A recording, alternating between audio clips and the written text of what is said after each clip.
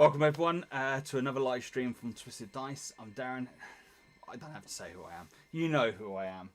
Today we're going to do something a little bit different. I'm kind of a bit bored of painting, so we're going to do a little bit of a hobby update on what I've been doing over the last couple of days. No guessing really what I've been up to, but it's been cool. So yeah, you're the first one on there, buddy. Thank you very much for dropping a comment. Let us know who's watching today. If you're watching this stream back live, please do drop some comments down below. You know, it's absolutely friggin' awesome to get in some interaction with the people who are watching, and it's cool as well. So, a couple of things happened. Of course, this week we've had the massive, great 10k giveaway. Let me just turn this music down a tad. So, of course, we had that massive, great giveaway on Friday, and let's put it this way: the goods are going around the world. The guy that's won it from over in the main prize, that's going over towards Greece, so absolutely friggin' awesome on that. I think the battle mat's going to the estate, to America. The Space Marine Hero, I think that's going to America as well. So yeah, they're going all over the shop, which is absolutely friggin' awesome. So really, really cool just to know that, you know, it's not just people from the UK that are watching the channel. So thank you very much, everyone that watches us. You guys and the girls are absolutely friggin' awesome. So that was one big thing. The second big thing, a couple of weeks ago, hey Dave, thanks for joining us. So a couple of weeks ago when we was talking about airbrushes and about, you know, when you get one, you know, what to look out for. And I said that I've had my airbrush for, I can't remember how long. And I said that it never breaks. I said it never breaks, and guess what? The other day I was putting stuff away, and like an idiot, I'll just turn that down a little bit so I can hear myself talk. I dropped my airbrush. Yeah, I dropped my airbrush, and it was kind of then game over. So the one that I had been using, for anyone that's new to the channel, so the airbrush that I had been using was the Saltar 2020. Now, for me, it's a really good brush. I do love, you know, I love the way it feels in your hand. I love the way you operate it. It's just such an awesome brush. The cup's not too big, so for me it's ideal. So when I'm airbrushing, I've just got the right amount of cup size there. So putting my paint in the pot into the airbrush itself. See, I'm not one of these people that use a, you know, little pot to mix his paints up in. Oh no, I'm brave. I put it straight into the airbrush and do a little blowback and do all that bits, and then spray straight from that way. But it's been a good brush. It's been a very, very good brush. Now I'm talking like it's the end of the road for this airbrush, and it probably well is, and I'll explain why in a sec. So I've got two of the Saltair. I love them so much. I own two of them. Now the only differences between the two airbrushes is, one, you've got the white tip, which is the class as the medium size, and I think it's a 0.3, 0.3, and there's that one's a 0. I can't remember. Anyway, that one's more for fine detail, the one with the black tip, and the white one's more for your workhorse, so that does more of the bigger stuff. Both of them can go down to a very, very thin line. The type of work that we do, I tend to use more of the white side, but where I've dropped the actual airbrush itself, inside you've got the. Now, if you've never taken an airbrush apart before or never seen the gubbins inside, it's a wonderful piece of kit. I don't know if you can see in the background, but today we are being illuminated by our awesome bit of terrain that we've done over the last week.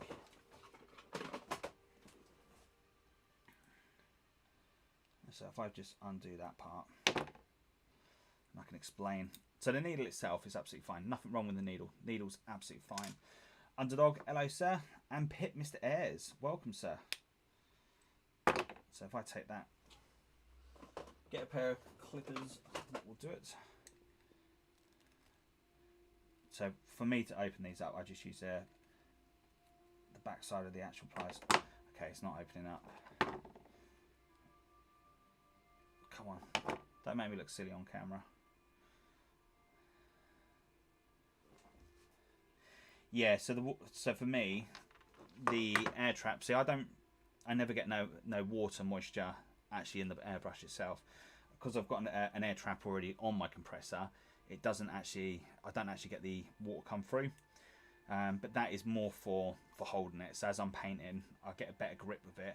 So it allows me to have more of a steadier hand when I'm actually airbrushing on the model itself, which is cool. So for this airbrush, the thing that's knackered on it, let me just change the camera over, and hopefully,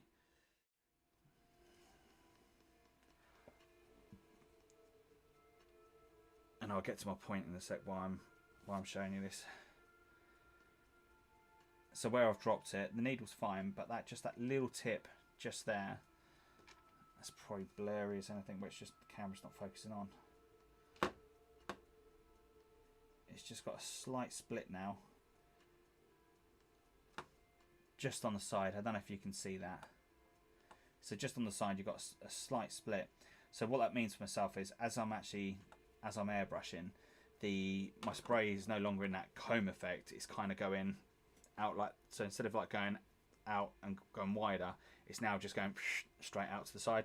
So I can't get the coverage that I'm after. So I've got no accuracy at all. It's kind of like being drunk and trying to take a pee in the alleyway, and you end up going everywhere, all over your shoes, your trousers, never where you want to go. A great way to describe this. But with the airbrush, that's pretty much what's happened with this. So as I'm airbrushing, because that part's cracked, I just can't get a good job. And I've got I could still use it for doing various little bits, but my OCD kicks in and I can't handle it. It kills me because it's not going the way I want it to go. So I thought, oh, no worries. Well, look, I've had the airbrush for donkeys. I haven't brought anything new for it for quite a while. I'll just buy a new needle for it. Can't. In the UK, there's only one company that sells the part that I need, and they want £54 for it. 54 quid just for that one little bit. Can't justify myself for that. That is just like, that's silly money. And that's a shame. So for me, that's kind of like, that is kind of game over. So gutted. Bugman Z, welcome, sir. Yeah, so that one part of the airbrush is just absolutely killed. Now, the airbrush itself, I'm not going to chuck the airbrush away, because I've still got loads of the ultra fine tips, but I've just got no of the medium tips left. And because I haven't got none of the medium tips left, this airbrush now is kind of like, well, there's no point having two of these up and operational with the ultra fine. I might as well just stick to that one. So it's like, okay, look, it is what it is. I still need an airbrush to still work at that 0.3 or 0.4. So I've kind of gone back to an airbrush. So I've gone back to the Evolution, and it's all right. The only difference is I find with that airbrush to that airbrush, that one I will normally airbrush on a PSI around about 20 to 24 PSI, which is, I think, is reasonable. But when airbrushing with the Evolution, I need to put that PSI a lot higher. So I'm no longer airbrushing at 24. I'm finding that I'm actually, to get what I want to do, stop the spitting effect, I'm actually putting my PSI up to around about 28 to 30. And that throws me out quite a lot, because I've been used to airbrushing with this airbrush for, well, not that one, but because I've been used to airbrushing with that one for quite a while, it's yeah, it's a bit of a pain in the bum. Oh, and we have got the winner in the chat right now who won the Space Marine collection. So I'm not even going to try to pronounce your name, my friend, because I'm like Airbrush, the great wordsmith, and I really do struggle with some of the 40k names that Games Workshop pull out. I struggle to say them, and as like John Onto will take the mickey out of me for, I can't say it, the Clambervus. Hopefully I said it right. But yeah, so that to me is a dead airbrush. But it was interesting because obviously, then going back to the Evolution, the only reason why I went for the Evolution in the first place was because I knew how expensive the needles were for these in the first place. When they were being stocked in the UK, I think they were around about about 30 quid, £30 for the needle, which I thought was reasonable for the amount of time that, when you consider that a paintbrush, I will buy a paintbrush and it'd be about, I don't know, £15-16 for a Winsor & Newton. I think, I can't remember, I did buy some the other day and I can't remember how much I spent. So a needle about £30 and it lasts me donkeys. It's justifiable, right? You can kind of justify that that length of time. But yeah, it did kill it for me, unfortunately. So that's gone. So gone back to the Evolution, thinking, yeah, no worries. Well, look, I know when I originally got this, the needles were a lot cheaper. You could buy the heads, the needle, and everything else for around about £29, 20, or maybe even about 34. I can't remember exactly. It's been quite a while ago since I've had this. I thought, no worries, I'll just go online and I'll just see if I can buy another one. And lo and behold, another airbrush that I can't buy any parts for at a reasonable price. And that kind of sucks. So if we do have anyone that owns an airbrush company or isn't, you know, stocks airbrushes, that can help me out in like parts or something like that, would be absolutely freaking awesome. Or eventually what I will do, because this is a good airbrush, I like it, but the type of painting that I like to do, it's kind of, that PSI thing's kind of a bit of a bugbear for me at the moment, and I know that once that needle's gone, I'm not justifying spending that every time. Which is going to sound crazy, because I'm about to tell you that I'm looking to spend up to about £200 for a new airbrush. Yeah, that doesn't make sense. Like £54 for the needle that I need would be right, you know, be the reasonable thing. But I think it's time that maybe I look into a couple of different airbrushes. So at some point, what I'm going to do is I'm going to get a couple of different airbrushes and I'm going to do a little review on all of them, just to see, you know, the differences in between. Because, you know, when I originally done this years ago, the Solitaire and, you know, the Badger Chrome, they're all really, really cool airbrushes. I'm hoping when I get my next airbrush, there's been a little bit of advancement and they just work a little bit better. So let's see, and hopefully we can get something that works, because yeah, gutting, absolutely gutting. But the differences between this airbrush and this airbrush, you know, if I want to go back to a smaller cup, the Evolution's pretty cool, and the fact that you can just take that off, and I tend to just work off, just putting a little bit of paint inside there and then just working off to the side, and that works fine. Oh really, Ben? Yeah, that's not cool. That's not cool at all. It's kind of a bit gutted. Your emails and Instagram, Twister, I confirm that you received my details. No. I have messaged you back, my friend, on the email. I don't know if you've got my email back, but I have got all your stuff. So the shop's ordering in the parts, and we'll get that shipped out to you ASAP. I promise you. Yeah. So the only real differences between this airbrush to this airbrush, I don't know if you can see towards the end.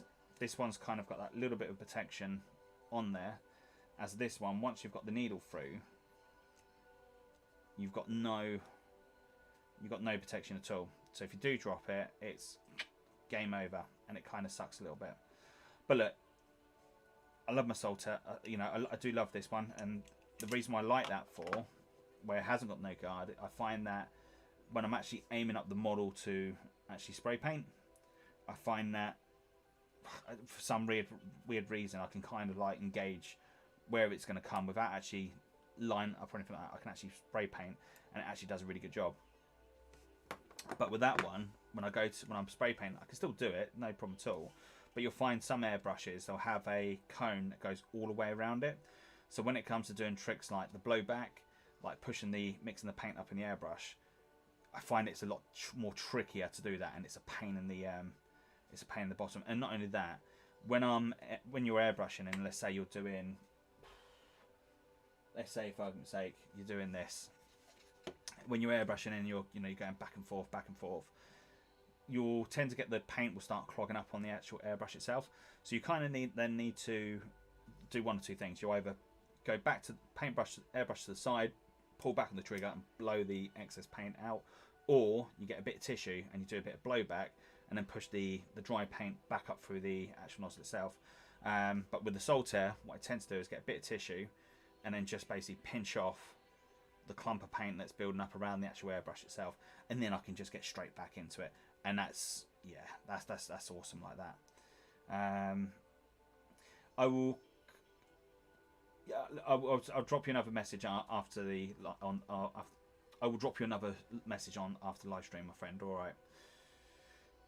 Yeah. So that's pretty much it. So that kind of killed it for me. But we're gonna give the Evolution a couple of attempts and see how we go.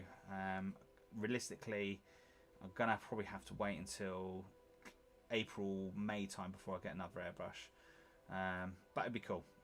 It'd be good. It'd be nice to actually have a new little toy to actually play with and actually see how various different ones work. Because I see like there's a couple of different painters now. They've got their logos and their brands, their funky names all over their airbrushes, and they obviously seem to highly rate a specific brand and a specific make. And I want to see whether or not, you know, it is good as they say it is. It's like you know, you get others that have different paintbrushes now, so there must be something in it. So I might just get one of those and just see whether or not, you know, the airbrush that they're promoting at the moment is as good as they say it is, because that'd be interesting. Because I'm not a stranger to the airbrushing. Pretty much majority of the stuff the work I do, most of the time I'll actually use the airbrush to actually do a lot of it, because like for blending, it's brilliant, it's perfect, and that's kind of really what you want the airbrush for. You know, you can really speed up your paint time if you use the airbrush in the right manner, in the right way.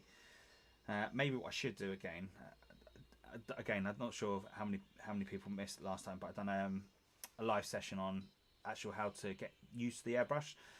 And the best way I found when I was learning how to do an airbrush was actually get a colouring in book, just so you got the hang of, like, when you're doing the airbrushing, you can just get the hang of how much you're pulling back on, and because you've got like a clear bit of paper, you can kind of then see the spray pattern, and you kind of know how big your cone is and how small you can get it to and to what angle. So it's pretty cool like that. So yeah, that's where we are with that side, which is cool. So that's the airbrush rant over. But when I do go for my next airbrush, the things that we need to consider about is the things that I'm going to need to consider about when buying the next airbrush. I need to think about the practicality of it, on, as I just explained earlier on, with when airbrushing, I can get to where I need to get to. But more importantly, the cost on replacements on the actual needles themselves. Because what I don't want to do is get into that situation where that if I do accidentally break it or drop it or something happens, you know, we can get around and we can replace that out. That's the main thing. Can I ask you something? Have you never painted? I have never painted on lunches. Have you ever painted on? No, I haven't done any of the Eliminators cloaks just yet. However, I do have my Lunar Wolves project that needs to be done, and everything else just keeps coming up and popping up, and new toys and new things. But I will be doing the Eliminators. I will be doing my Ultramarines soon, not my Ultramarines, my Lunar Wolves very, very soon. I just want to do a Space Marine chapter, but I don't want to do, you know, a Space Marine chapter where, you know, you have to be specific to a specific fraction. So if I go Lunar Wolves, it means that I could use them as Ultramarines, I can use them as Iron Hands, I could use them as whatever I want to use them as. I've got that flexibility. And for doing battle reports, that's going to be very handy. And because I like doing tournaments, that's very, very handy on the tournament side. It means I can be a little bit more flexible on that. Now I know, you know, a lot of people will get upset about, you know, when you go to a tournament and you pull up let's say an Ultramarines army and you try and use them as a, you know, Imperial Fist. People get upset and sorry. Totally get that. And I don't think you should be able to do that. But if you turn up with a custom chapter, then you've got to have that. You know, that's why, you know, you've got those custom chapter rules in there. You know, so you can take the best bits out, what you feel that will work well with your army, and then implement that into your thing. And that's the reason why I'm going to go down the Lunar Wolves pattern. I friggin' love Lunar Wolves. I think they were probably the best legion in the 30k universe. If you think differently, you know, drop some comments down below, put me in my place. But I definitely think 30k Lunar Wolves were the best and the strongest Legion. Of course, they have to be. You know, they were run by the War Master himself. You know, the almighty War Master, that the Emperor had faith and belief in, that he was going to lead his, you know, his forces into the battle to, you know, free mankind of all the treacheries and horribleness of all this alien scum that's purging the races, purging the worlds. Even tried, you know, killing off the orcs at an early stage, but you know what? Horus saw the light, and you know, he kind of flipped over and went to the dark side. But that's fine. The Lunar Wolves never really followed him down that path. Well, that's not true. Half of them did. Half of them got massacred, and the ones that survived, I believe, kind of went over to the Grey Knights. I think. I could be well wrong on that, but yeah. So that's the plan. That is the plan. So we'll see how that fares off. So another little toy that I managed to get my hands off. So I went onto Facebook a couple of days ago and I saw an advert for a specific company, which I'm not going to name names, but unfortunately they were going to get out of me I placed an order through them and still haven't received it, and that's been like well over a month, 2 months now. Well, look, I get with the Brexit thing and everything with COVID, it's difficult for various different companies to get out. So I'm not angry, I'm not cross, you know, that they can't get that stuff out. I totally understand it, and I haven't asked for a refund because, like, at the moment I know businesses are struggling, and I think that'd be unfair that I've committed into purchasing this item. I've just left the money with them, and for 12 quid, yes, it's £12, but in the grand scheme of things, look, it is what it is. So it kind of made me thinking, because I want to start doing train and I want to start getting some train ready for the tournaments when they do start coming up again, I started on having a look upon what other tools that are available without going to a model shop, what tools that we could use that I could then do the type of things that I'm after. So what I'm after doing is some like fence paneling. I want to do some I don't know, roofing, stuff like that. And I kind of was on Amazon and I kind of stumbled onto this. Now this is a toothbrush squeezer. And the idea is you put your toothpaste in there, and you turn it up, and it then squeezes out that last little drop of toothpaste so you can put on your brush, which sounds cool, right? Oh yeah. Well, I only called it Friday, Andy. Yeah, so the idea is that's going onto there, like so. And I looked at it and I thought, well, that's kind of similar to what I'm purchasing. So I thought, okay, no worries. It's cool. Let's get it. Let's give it a try. And lo and behold, it does exactly what I want it to do. And I was kind of like, yeah. And I want to make some, yeah, I am part of an awesome gaming club in my local area, and I like to make sure that the train in our local gaming club is awesome. And sometimes you can buy the stuff, you know, the MDF stuff, you can buy the Games Workshop stuff, which is cool, but it then all looks samey, and sometimes you have to think out the box and make it look a little bit different. So with a couple of Coke cans, I've kind of come up with some cool little bits that we can turn into some like fence paneling. And now I think this is going to be really cool for orcs. I've still got to make a structure for the center of the board for my orcs, and kind of been saving like all the junk modeling is what it's going to be at. A guy called Miniature Hobbyist about stuff like that. Oh, cool, thank you. I will do. I will definitely do, dude, and have a look at that. There's £1 towards your airbrush just because. Cheers, buddy. Thank you very much for that. Sorry, I was really slow, and I've only just seen your message just pop up on that. So, dude, thank you. That's really cool. And listen, every pound helps. Every penny helps. So thank you. That's really cool, dude. So the idea today, we have got. I've been saving baked bean cans. I've actually started drinking Coke Zero, not because I like Coke. It's just because I want the material. And if you go out and buy the actual aluminium sheeting, it's ridiculous the amount of money you're spending on a sheet of blooming aluminium. And it's just like, I ain't doing that. That's just crazy. We want to make sure that, you know, our hobby is at a reasonable price, you know, as it is, because we're spending a fortune on models. I don't think we should have to spend a fortune on terrain.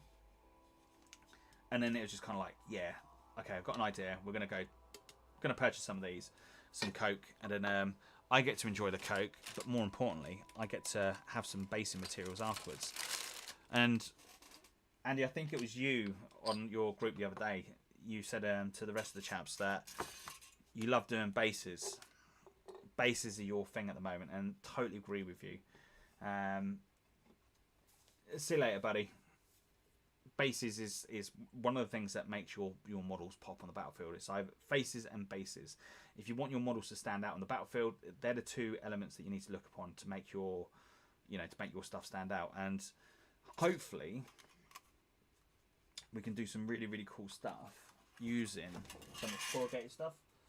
And what I was kind of thinking is we could just cut out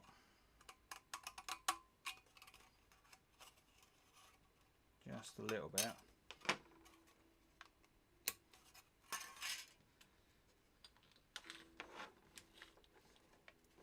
And you could just stick that onto the side. And because it's, you know, part of the Coke can, it's not going to break and damage as much. And even if it does, you can kind of like just bend it straight back into place, which is absolutely freaking cool. Or you could just have it so it's kind of sat up to the side like that. Let's grab one of these Death Guard, which we're nearly finished painting, not quite there yet. But if that was going to be on the side, you could just have that as like bet on the train, and you can do some funky stuff with it, which is kind of cool, but probably not going to go down that route. I've done some assassins years and years ago, and I had basically what I'd done was I made some bases up with what are they called? I can't think what this bloody stuff's called. Anyway, I made some bases up with those, with the stone, but with the Death Cult assassins, I wanted them so they were like jumping off stuff, and to try drill into this stuff is not great at all. It just kills your drill bits. So what I actually done was I made a load of these bases up and then put them into rubber and then cast them up, and then with that cast I could then pin the assassins and then pin them and like position them on the bases, so it looks, you know, you get some real dynamic poses, and it looks, you know, absolutely friggin' awesome. And of course, because they're then resin, your models become a lot lighter. This is the real thing though. This is not a rubber cast or resin. It's been a while since I've done any casting, but you know, you've got that ability, you know. So that one now has got a bit of weight. When I go back and do my orcs, the other day I brought 200 bases, so I need to do at some point 200 bases for my orcs. I need to rebase the whole damn lot, so they're then really legal to play back on the 40k tabletop, because at the moment I'm still sticking them at the smaller bases, and it's only because when I purchased the orcs, they came on those bases. You know, all my orc boys, I don't claim that I painted any of those at all. I managed to get a really, really good deal at the time. Someone who used to work for Games Workshop had left the company and they decided they're going to sell their army, so we got a really, really good deal where he sold it over to us, and that was really cool. Hey buddy, thank you for joining us, really do appreciate it. Oh look dude, I think that stuff would be really cool for Abnec, that's for sure. So that's that side, but before I go any further, I wanted to do a little project update. So I don't know if we managed to get this out. So I've done the first part last Monday up on YouTube on how to put the lighting in. So this is the new one, and as you can see that we've got the, now I'm a bit worried about this, I've got a bit of a dodgy wire going on just there, and it's kind of at that point now, it's just like, uh-oh, there's no going back. You've knackered it, you have knackered it. So yeah, so we've got the lights in there, but I managed to get all the lights in and all the chimney pots. all the chimney stacks. So we've got that going all the way around, and of course we've got the little bit of lighting going on inside as well. And done a I was really happy the way the rusting effect came out around the chimney stack. I don't know if you could see that. So I didn't do it the same. I didn't do this rusting effect the same way as I did my character. So with this, what I've done is I've gone in with a copper or a lead belcher, even just paint that up all lead belcher. Done that with the copper from Vallejo Metal Range, and then what I've done, I've then gone over with a gloss varnish, and then with white spirits started putting some powders down, and then letting once the powders and the white spirits start to dry, and then started to form that natural rusting effect. So you really do get that texture in there as well. So I don't know if you can see that. But I was quite chuffed the way that came out. Really, really happy. And again, all the lighting. I'm quite happy the way that's came out. If I was going to redo this again, what I would probably do, what I would have done, is actually made a green stuff cast of. I would have done a green stuff smokestack. Then I'd have put that into rubber, and then cast that off into clear resin, and then so you had that smoke coming out instead. But instead I've just gone with the stuff that I can actually show and actually teach on camera, if that makes sense, because the other way I just don't have the ability to, or I can't really show you how to do that. But yeah, look, I think that's come out quite well. And then we've done the little boils underneath, and I don't know if you can see just underneath there, I was debating on what to do with these parts, so I put little eyes in each one of these where the things are broken out. So I just put little eyes in there, just so it gives that more demonic effect, if that makes sense, which is pretty cool. So what we've got going on in comments, I posted a few bin can kits splashed in the Twisted Dust. Oh, awesome! I'll take a look at that. That'd be absolutely freaking awesome. If you've been to any of our tournaments, you'll know I'm the bin can king. I've made some really, really cool towers and stacks with bin cans and etc. They're really handy. Plus they're sturdy. They don't break as much, and you can do some really cool, quick line of sight blocking terrain, which is absolutely friggin' awesome. Anthony, with that texture effects, do you think you would work as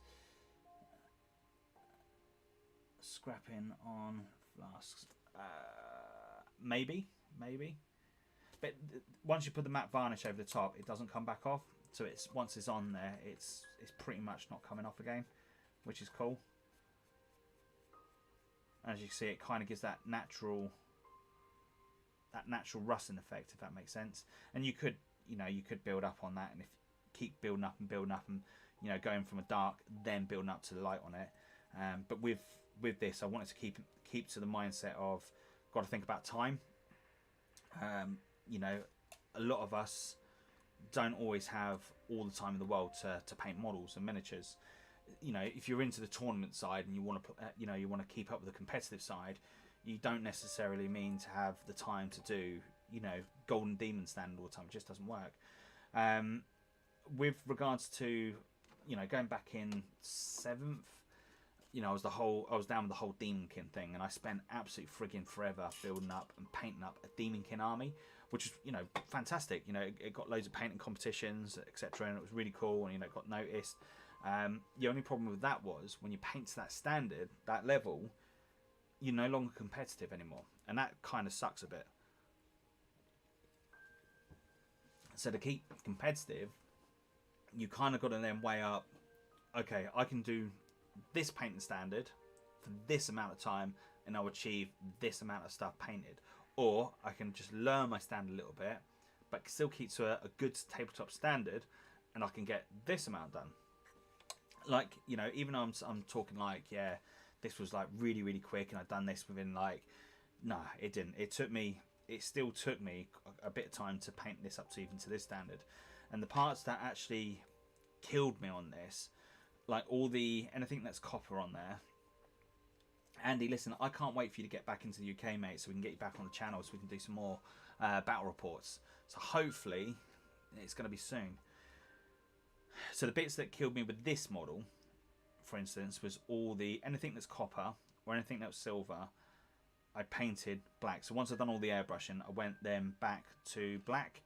And the reason I've gone to black for is black will help the copper parts stand out and pop a lot more on your model. But that took me to black all that out. Took me a whole episode and a half of WandaVision. That's a lot of time.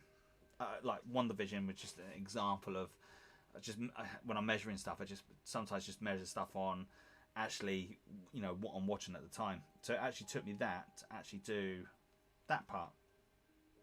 And that kind of killed me. And I haven't gone to great lengths on it.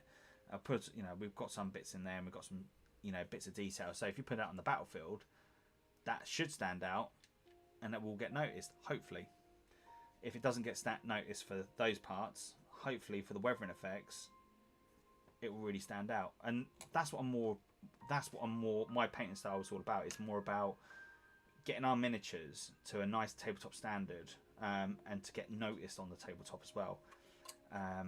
Because for me, it's all about when I go to tournaments. Yeah, it'd be nice to win everything, but I know I'm not the best player in the world. I know that, and I know there's a lot more people that will be more on top of the meta, and they'll have more stronger armies. So I tend to go for something that I'm a little bit more comfortable with, and try to go for the painting competitions. And I'm hoping that if I put that into a painting competition, that I've got enough elements there to make it stand out. Now the only thing I've got to finish off on this is just the base. But at the moment, going to be realistic, I'm probably not going to worry about it just yet, because I want to wait and see what battle mat that I'm going to use this on. So for instance, all the training that I'm going to be doing, what I would like to do with the tournament side of things is take a map and go, right, okay, so we've got this map, this is the way it looks, this is the design, this is the shape of it. Let's make terrain that actually fits that map, if that makes sense. So for instance, if we took one of the ones from Game Mat EU, they've got a really good industrial one, which has got like lots of oranges, lots of blues, lots of browns, and it looks really cool. So the Games Workshop Manufactorum terrain works really, really well with that. And once you put the bean can stacks in the middle, that table's like, bam, that's done. Now we've got a really cool map from jwgaming.co.uk, and we've got the Industrial DC map. Now already I've got some really, really cool terrain down in the British Legion at the moment, but because the British Legion's closed, I can't get my hands off any of the terrain that I've got stashed down there. We've got so many cool tables worth of terrain down there, just itching to get back on the camera. But look, because that map's so cool, I want to now start thinking about something again around the industrial side of it. But what I was kind of thinking about with that one is because you've got the hazard lines going all the way across. I was kind of then thinking, well, what about if we done a battle mat where it was like actually inside a ship hangar or something like that? Of course, it would have to be a blooming big ship hangar, but I suppose potentially there could be something in it. So I start building some bits up around that. So I've got loads of MDF boards, I've got loads of cans, I've got loads of little bits that just line around. I'll try and build something up to go with that battle mat. And it'd be cool. I think that'd be really cool as well. Just have that to go well with that terrain. So what else we got in the chat? So any tips for someone getting into the hobby? Start tournaments as well, obviously. So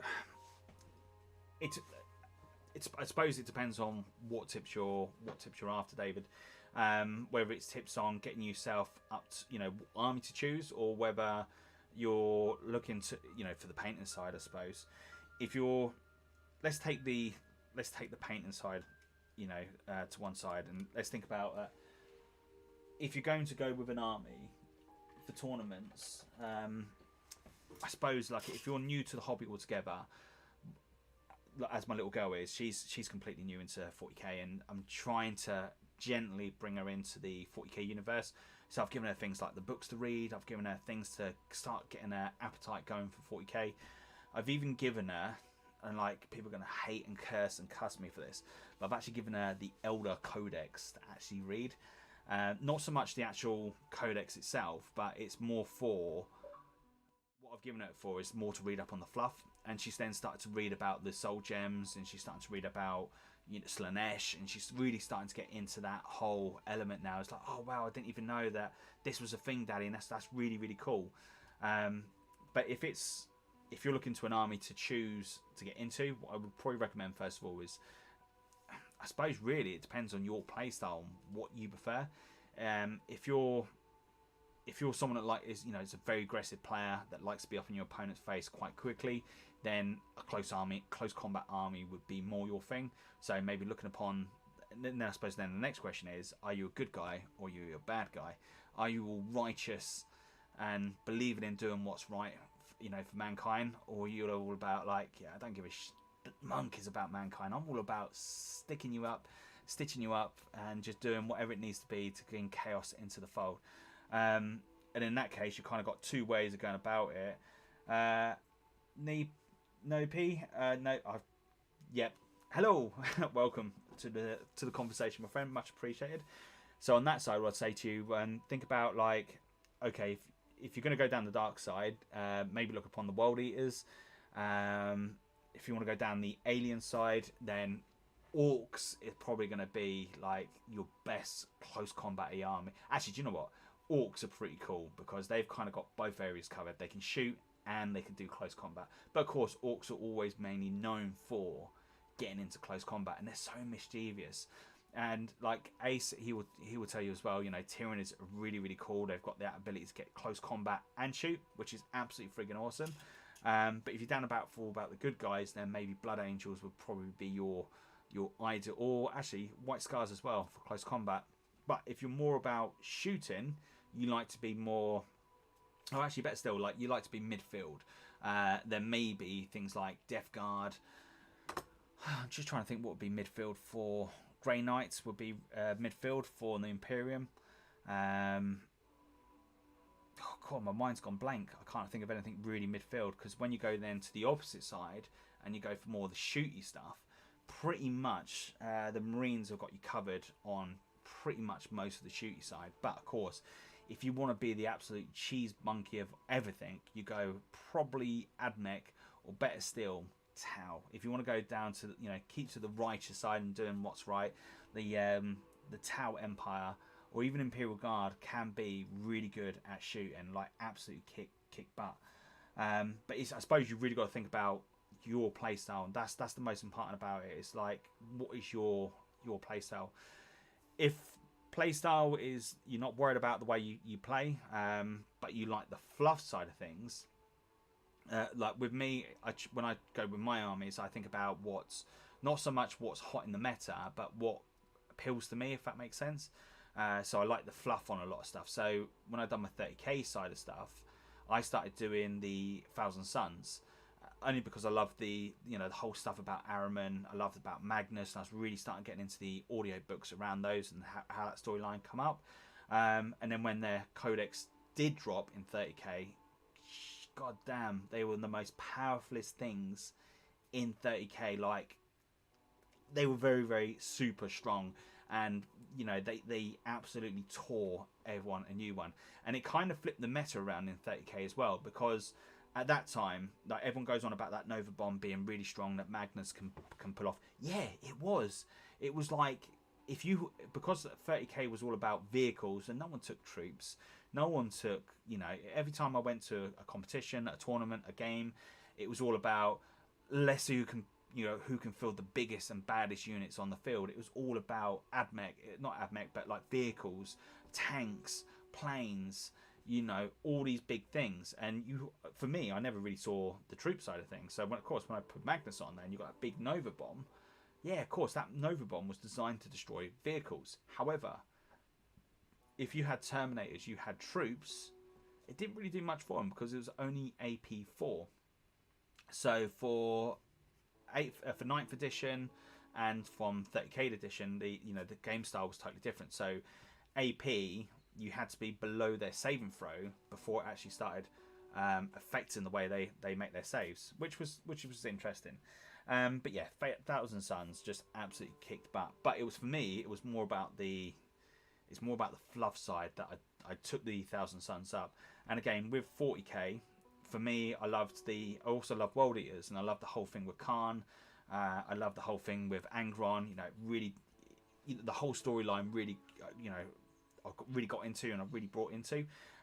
So that, I really went into that side, and hence 9th, 7th edition, it was all about Demon King. But Demon King absolutely were terrible. They were the worst army that I can. Look, I'm not saying Demon King on their own were. No, they were shocking. They were absolutely shocking. The only way you could make Demon King strong back in 7th is you had to soup them, and you had to put things like a Riptide formation in it. Yeah, a Riptide formation. Or you had to slap Tau in there, Elder in there, or something like that. And in 7th, you could do that. Of course, 9th, that's not a thing anymore. You could only take another Chaos Fraction with them, which is fine. But Demon King is no longer a thing. But look, hey, that's the thing, right? Look, Tau, someone has given me a list to build for Tau, and I've been asked to build a Tal Army and to paint it to a nice tabletop standard. And Will's written me a list to play with. Now, when I went up to the Scottish Takeover back in February last year, I used his Tau units, and never used Tau before. I come second in that competition, and of course Ace come first with, again, using Tau.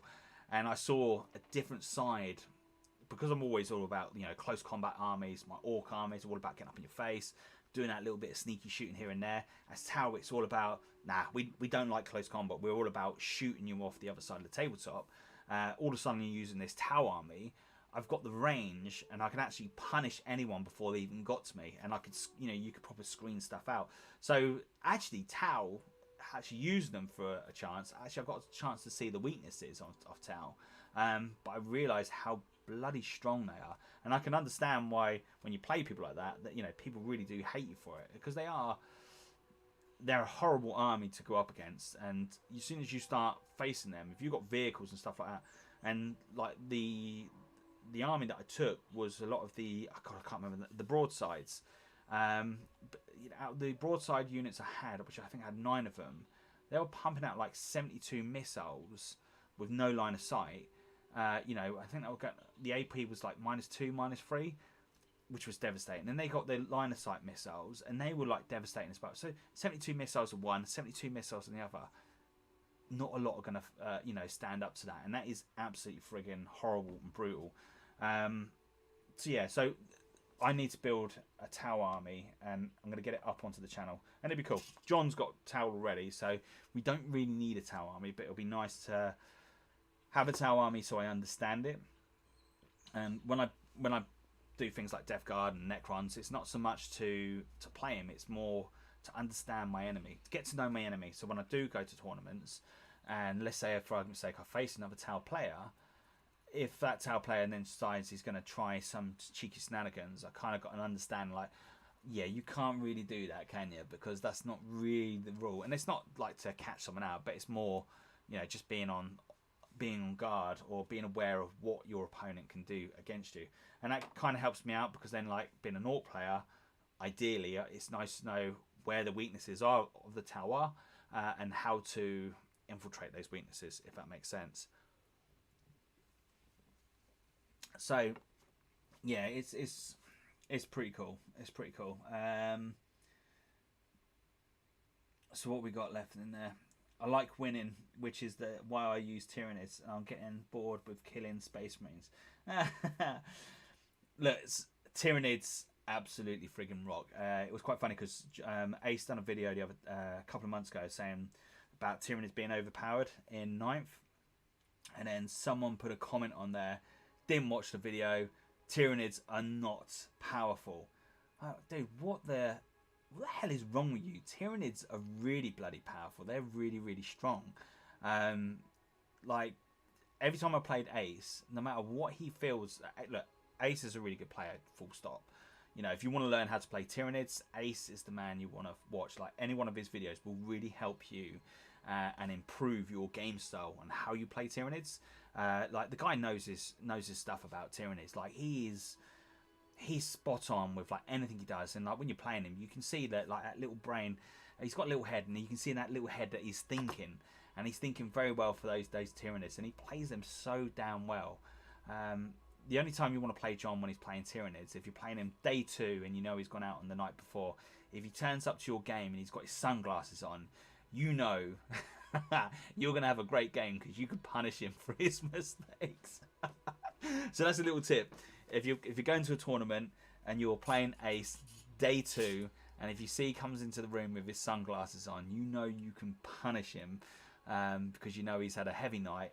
And he's not going to be 100% with the Tyranid side. But yeah, look, he is a really good Tyranid player. So it's definitely well worth checking out some of his videos on that. Don't do it, Darren. Once you are in the greater good, there's no coming back. Look, you could be right on that, Andy. You know, there's some really, really dirty, cheesy towel lists out there. And to be fair, if I go back to tournaments, it will probably be, I'll take the Orcs. And it's not, like, it was really cool coming second with the Tau. And its Tau, as I said, are really, really strong. The only problem was I actually found it quite boring playing the Tau. And it was more the fact that it was just no, you're not really doing much. You're just sitting there and you're just like, you know, pumping away at shots. But I suppose that was the end of 8th, so it wasn't actually 9th back then. And of course, with 9th edition, with the new rules where, you know, big guns never tire, actually makes that army even stronger, because it meant that my weakness before with that army, if I moved, because they're all, you know, they got the heavy weapons, it meant that, like, kind of like vehicles, they can't, you know, they're suffering from moving, like their AP, their shooting, their ballistic skill. But now with the big guns never tire, that unit becomes even more powerful. The fact that it can move, it can do all this devastating stuff, and you're not being punished for it. And that to me was just like, yeah, that's really cool. You know, I really do. I really like that. I dig it. So it kind of makes me want to, you know, make that towel list and see if I can make that towel list even stronger, because that would be really, really, really freaking cool. But yeah, look, the XV88 broadsides are very good, David. Very, very good. Yeah, you kind of sold your towel, though, didn't you, Pip? That's the problem. Your towel's no longer a thing. But for me, it's you know, for me it's all about the Orcs. And to be fair, I've started using. You know, I've had a couple of battle reports now with Ace's Space Marines, his Marines, and I've played them as Ultramarines. I've used them as various different things. And because I'm not used to how all the Marines got all their benefits before, like the what is it? The brain's got numb when they get all the benefits, like the doctrines and stuff like that. Because I'm not used to that. The last game I had with them, I went and used a Imperial Knight with them, so I souped them up with an Imperial Knight. I love Imperial Knights, but the downside of Imperial Knights are they're no good at holding objectives. They can't. You know, other armies can run rings around them, and that's a shame. So me souping the Imperial Knights up with the Space Marines, it kind of, like, I didn't miss the benefits, but I still found them a very, very strong, powerful army, even without those benefits, and it was kind of cool. So again, one of the reasons why I want to go down the Ultramarine, the Lunar Walls, is so I can actually play with some other cool stuff. And not only that, is that like, if you look upon any of the Space Marine stuff, you know, there's so many cool elements into this that you can play around with, and you can do so many cool paint jobs. So like, you look at that compared to looking like something like that, you know, there's a lot of noise going on with the Death Guard. And the reason why I say that for, and when I talk about noise, is with the Death Guard, you've got loads of noise, as in the fact that you've got loads of things going on. So for instance, you've got the gun, you've got all the thing around the arms, you've got the horns, you've got the bell, cape, you've got the things hanging off, you know, so there's a lot of stuff that you've got to consider. Like, unfortunately, he's not quite there yet. And painting him over to painting to him, I could paint that hell of a lot quicker than what I can paint that. And it's only because when it comes to doing like the trims, I've got to go back in there and I've got to black that all out. I've got to do that. I've got to muck around doing that. And that's the only thing for me, that the new chaos side, I hate all the chaotic trims that are going around. That just, it drives me absolutely frigging potty. And if I'm going to do anything, I would actually like to do the 30k Marines, because it's less noisy. You haven't got so much going on, so you can do some really, really cool paint jobs, and you'll notice them because you haven't got all the trims and everything else in the way. Like that model I done 5-6 years ago when I started getting into airbrushing, and then like learning the different shades in, which was really cool. So yeah, so that's pretty much where we're at with that. So what we got going in chat, because it's gone, my screen's gone down and it's not playing ball. So what we got, Pip, and I held on to him until the end. And Steve, I've just got 3 bikes and Dark Angels. Look, Dark Angels at the moment seems like they're coming on quite powerful. I haven't actually got the Codex yet. As you can imagine, I've spent my money on other things. But with that Dark Angels Codex, what I have seen so far is it's all about the Terminators, and like the ability to just camp on the objective is just, that's strong. That's like really, really strong. Camp down, hunker in, and just not do nothing, which is absolutely awesome. Right, so let's start doing some. This is some MDF card. I was going to use that, but the only problem with that was, if I do that, that's probably going to break. It's not going to be no good for what I want. So we've got some wood. What I really need to do is I need to cut this down, but I don't have the tools to hand. So let's see what I've got in my kit box. We have got so much stuff.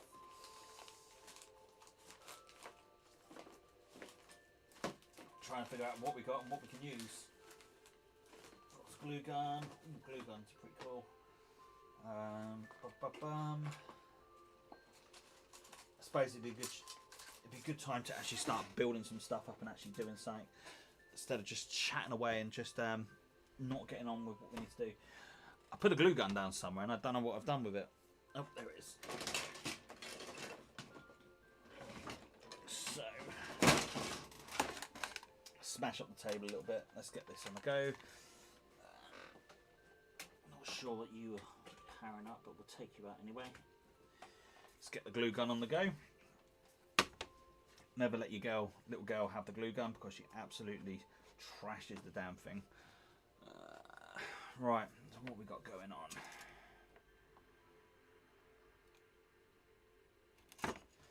Do you know what? It's hey priest, welcome to the party.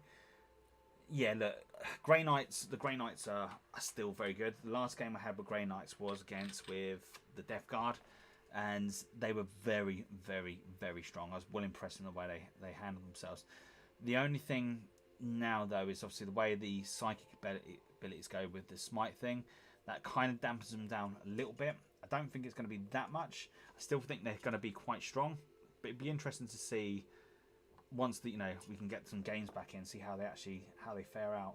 Because at the moment, that's kind of the bit that kind of sucks at the moment, not being able to get any games in, not being able to test anything that I want to put on the tabletop, which is a shame. Yeah, the glue gun is a really, really, really cool bit of kit. Is your major or captain? Who is your major or captain? I'm not sure what you mean by that. Sorry, priest, I'm not sure what you mean by that, my friend. I'm interested to see what they do with the Grey Knights. Yeah, I think it would be. Hey, Paulie, welcome to the party, my friend. It'll be interesting to see how and what they do with the Grey Knights. I'm really hoping they don't kick them in the teeth, because Grey Knights for a period of time weren't in a great position.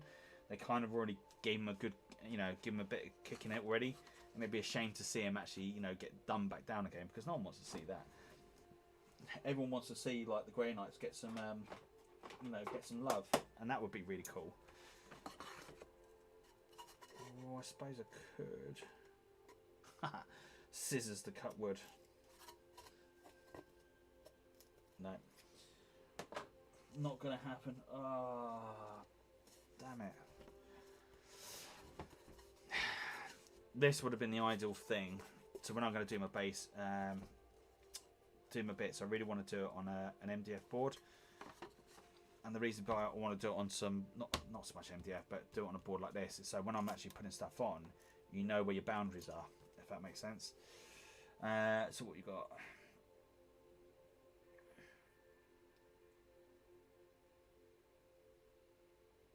Oh, sorry, I'm with you now. So if you, I feel bad for you if you were on a starters.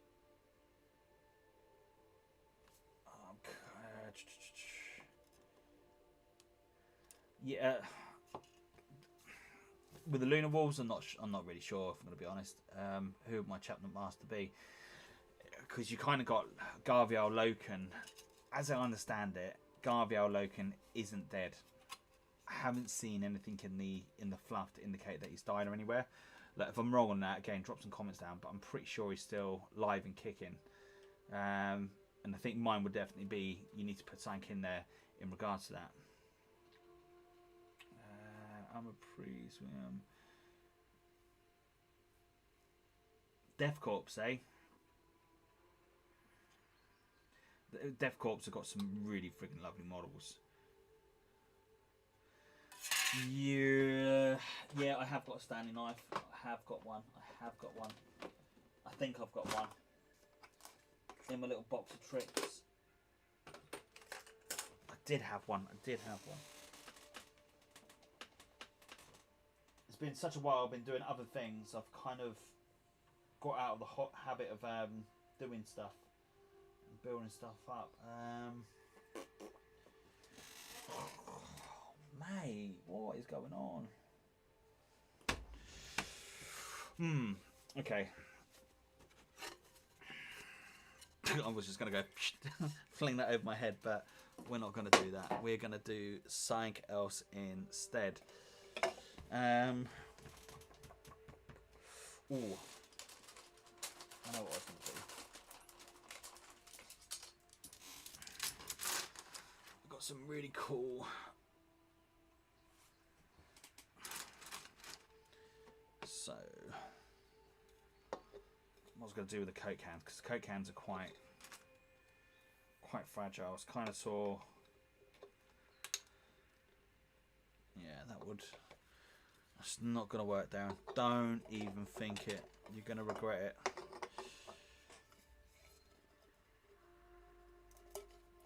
Oh, we got some natural denting going on here already. Who loves a good old bean can?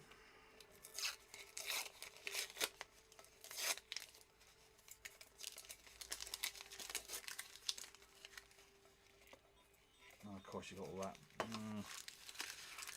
That's a pain in the bottom. Of course, I got some of this stuff the other day. I've got a whole pot of plastic mulching away, just down, ready to go with the ready to go in with the plastic and that.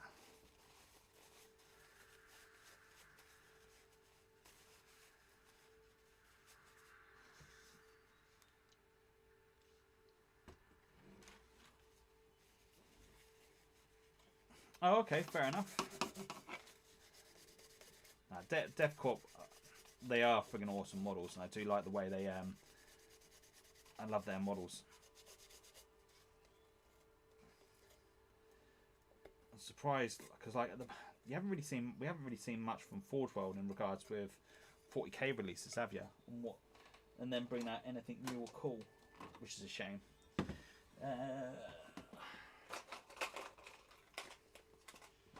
Sometimes acetone can get this stuff off, but it doesn't always work. Oh, we've got pliers.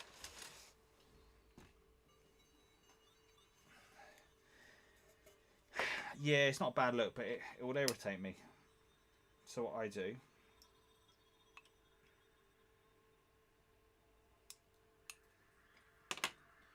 Ooh, light you bugger.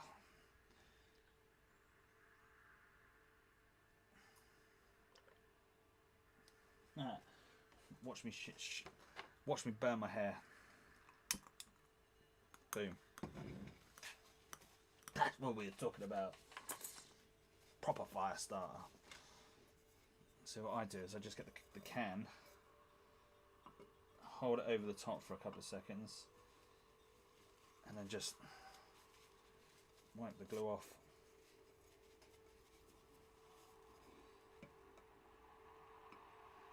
Otherwise it'll just absolutely drive me crazy, because it'll be on there and it'll be like, nope.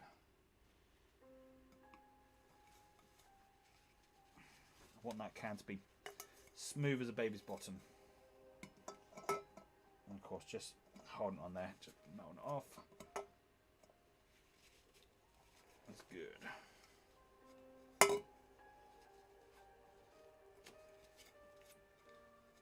Okay. Beautiful.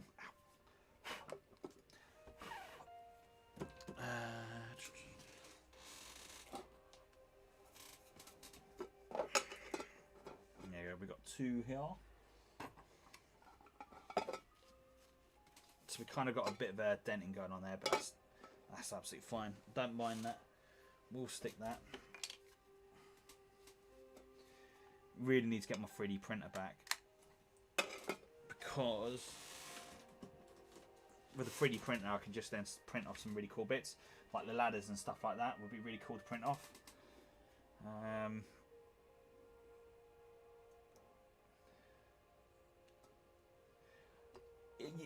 Priest, totally agree with you on that, my friend. Totally agree with that.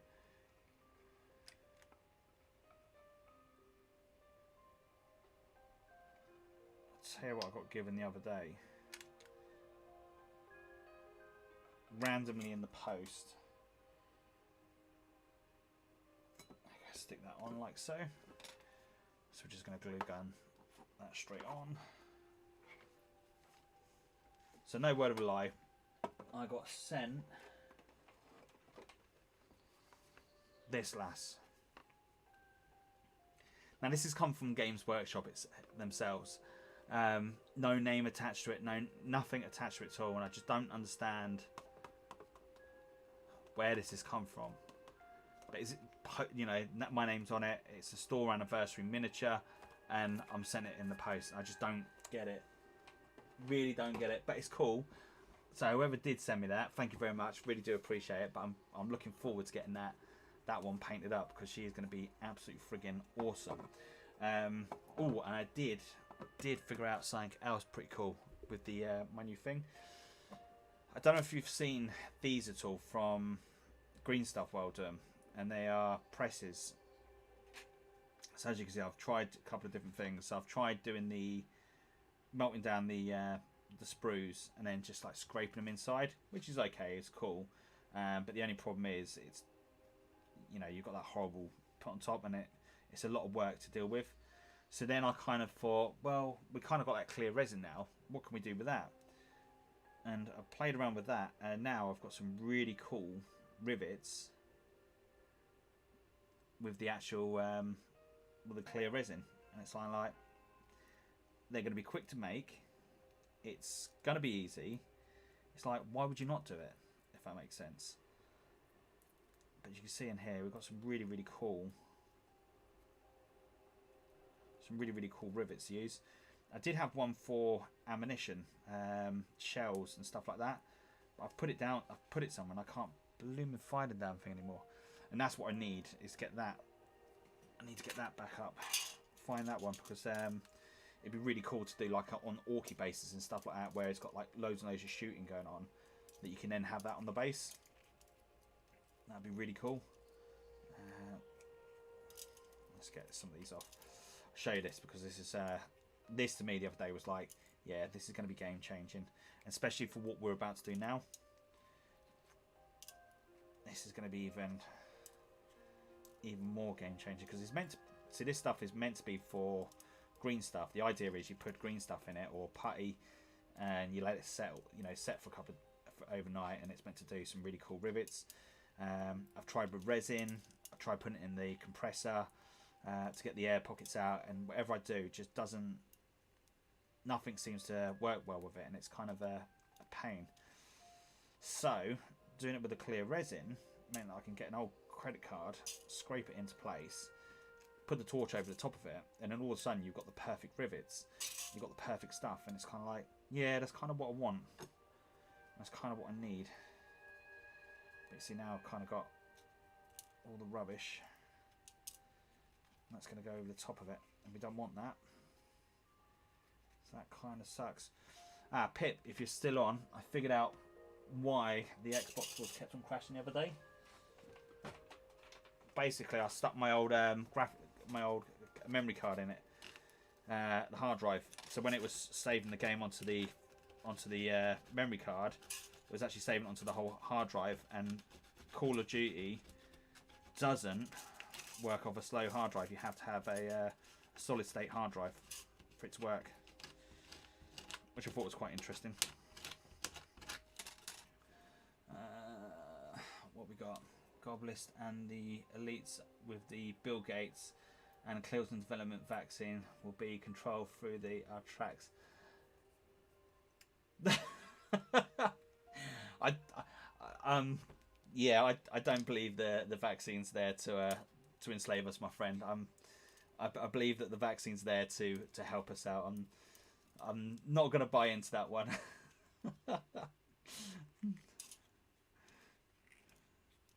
But yeah, you're right as well. As smartphones have already done that for us. But yeah, I'm a strong believer that the vaccine's there to help us out. And as soon as that vaccine comes available for myself, I am gonna take it.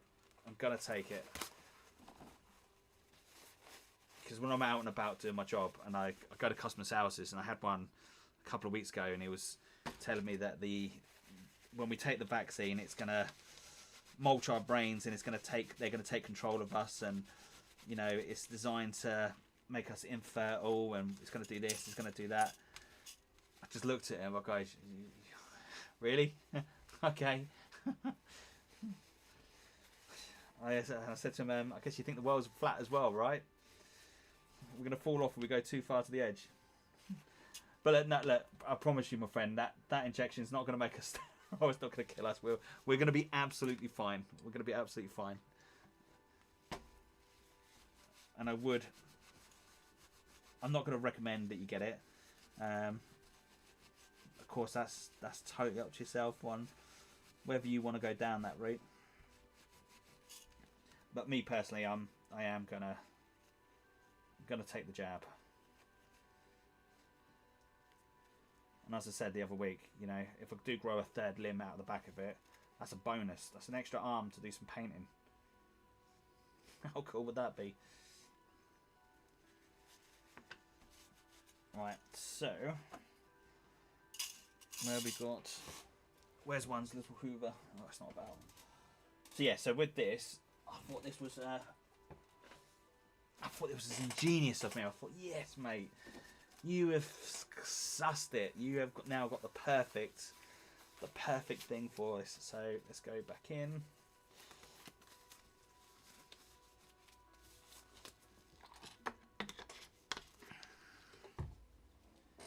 I don't know if there you go. So with this, all I'm going to do is just going to pop.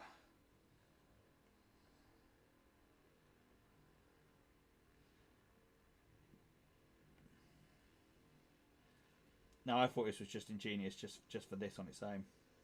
It's clear resin just for this. It did actually make me think about getting some 3D resin print ink, the 3D resin printer resin, because it's exactly the same stuff. So yeah, so with a credit card, just pull that down, and you can get it pretty much into the gaps, and of course we can just then really in there. We can scrape all the excess off, because this is only going to really set one if you've got the daylight coming in, and at the moment all I've got is a fake daylight, so I've only got the fake lighting system, which is going to make no difference. By the way, if you're going to handle this stuff, make sure you wear a glove. I didn't, and yeah, it's paying the price for it. And then with the UV light,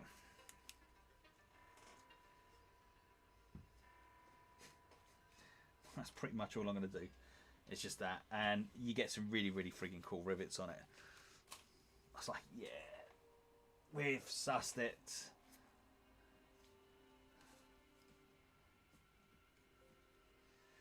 Mate, there are some real bonkers people out there with the whole Earth is flat thing, and I've met some of them, and it's just like, dude, what's wrong with you? I understand if you think that no one's landed on the moon. I get that. I totally get that. And like, I can buy in the whole theory that, you know, the Earth landing back in the 60s, 50s, whenever it was. As you can see, I'm well up onto my history here. I can understand why you think that's fake. That probably was done in the studio, just to obviously say to the Russians or the Chinese or Japanese, just say, look, we beat you to it. I get that, totally get that. You know, everyone was all about getting up to that moon the quickest they can. Totally get that. But I do think that the world is not flat.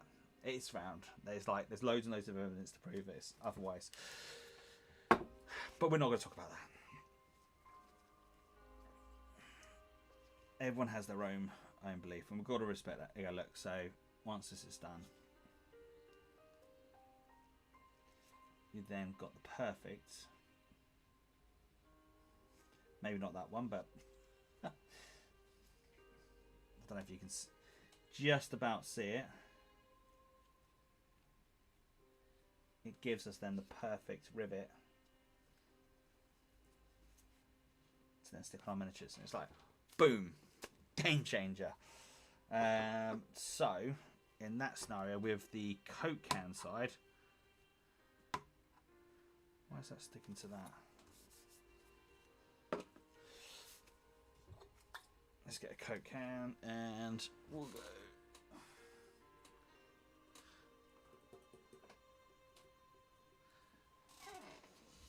And then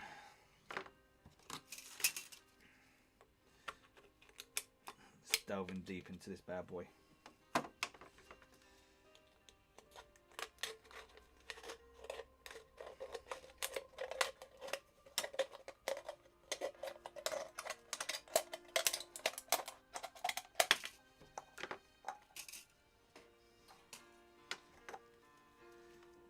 Let's go. Let's cut that down here like so.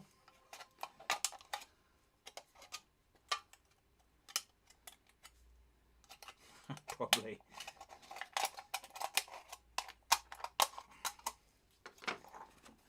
One must make sure there's no Coke inside. I want sticky work surfaces. It's not that type of show.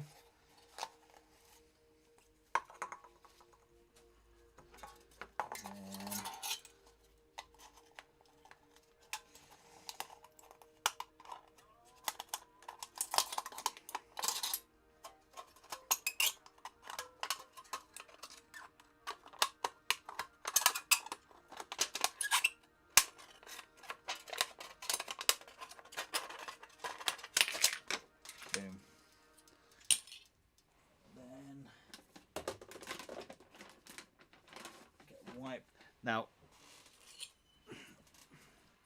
sometimes keeping some of these back is not a bad idea. And with the glue gun, what we could do is just stick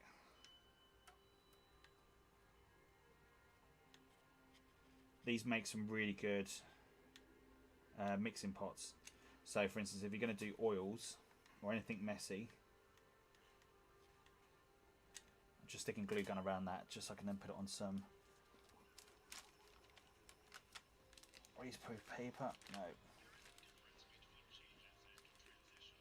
That's just to make sure the end's not sharp, but it hasn't quite worked. Which is typical. Okay.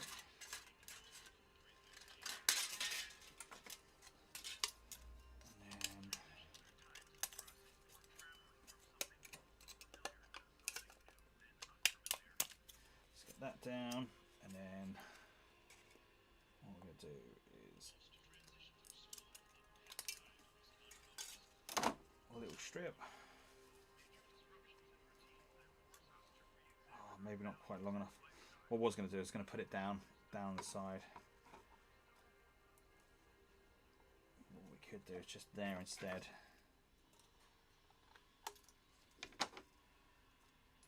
It's only one because I want to play around with rivets.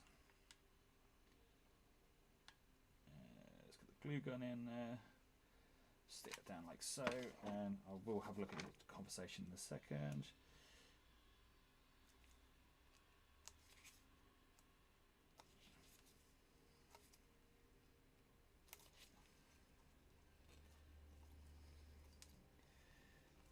Then that's terrible. It's like I'm drunk. Where's my lighter gone? There's one's lighter. Believe it or not, I don't smoke. It's just for model making.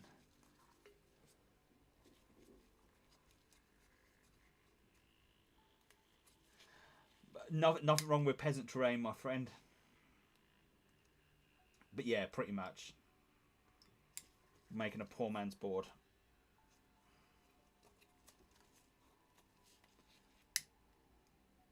But you can do some really, really cool stuff. So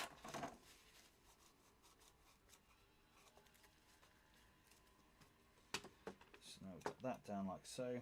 Need a pair of tweezers for the next bit.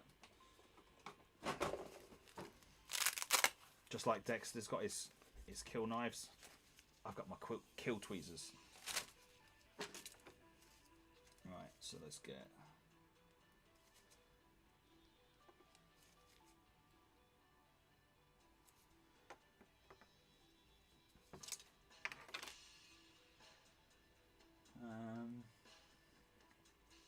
the only thing of doing this is being terrain, they're going to be quite susceptible to being knocked off. So if you don't store these in the right manner, they're going to not last. There you go.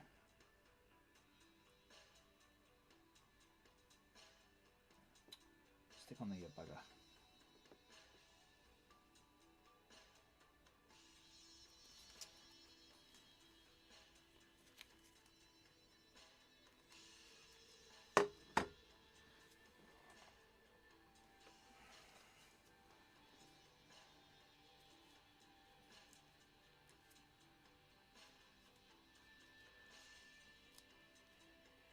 Yeah, totally agree with you.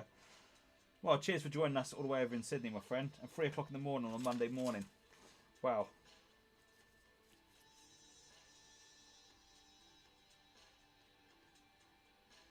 That is some dedication.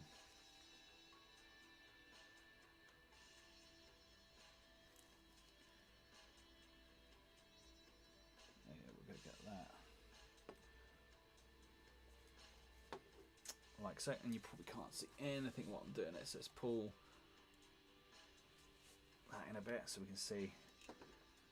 Of course, being clear resin, you know, it's difficult to see the actual rivets. Let's get the next bit.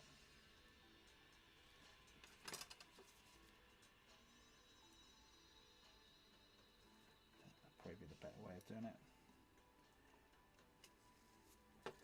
Just to add that little bit of character to it.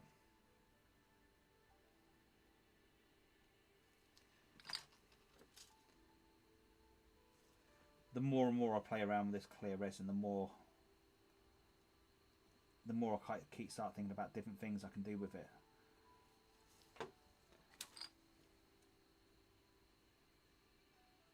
Just trying to do some like water effects with it the other day, and it just weren't quite. I just couldn't get it to dry in time to go into the right places.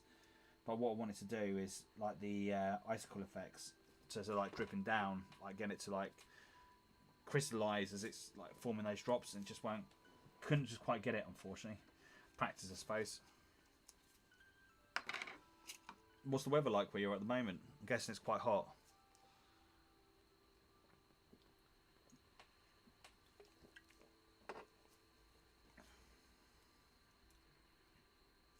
No. Darren's big old hands go in there and friggin' ruin it. Oh, you tit.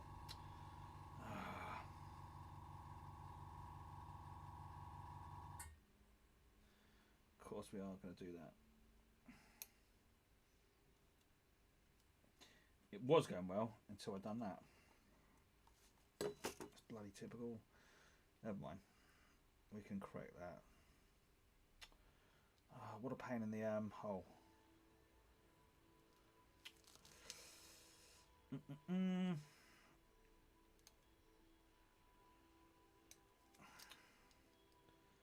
Glad I'm wearing gloves and not my fingers, because that would have drove me absolutely bonkers.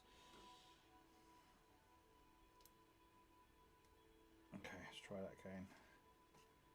Hopefully the glue is still in there, and then we'll just do. Come on.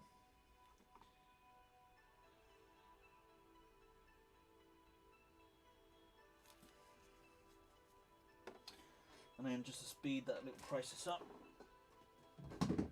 kind of cheat with some super glue.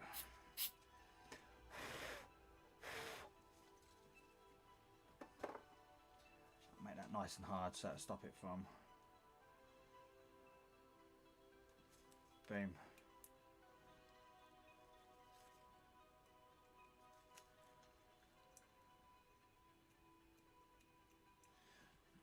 Should be good. Of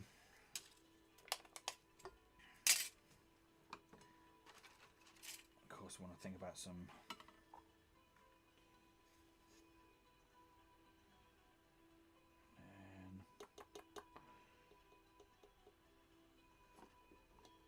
really want that then to go up like so, like that. Give it that like little bit of chimney stack going on.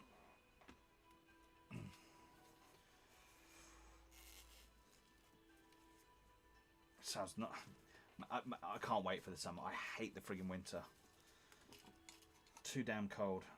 If we put that up to the side like that, kind of want it to like it's going through, like there, and then up like that. I don't have the tools to hand to do what I want to do. Because what I want to really do is put the tube in so it's like an angle. Could I do that? Yes, we can. Yes, we can. Yes, we can. Being lazy here. So what we're going to do.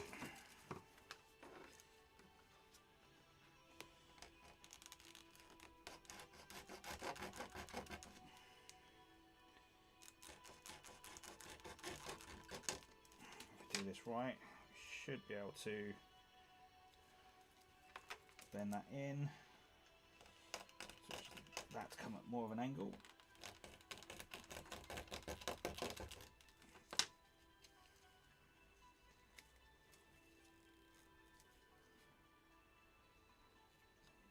Need a little bit more.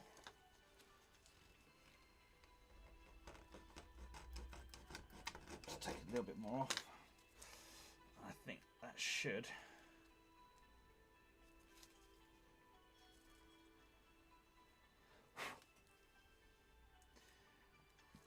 And of course we're going to use my favourite new little toy, clear resin. That should make it.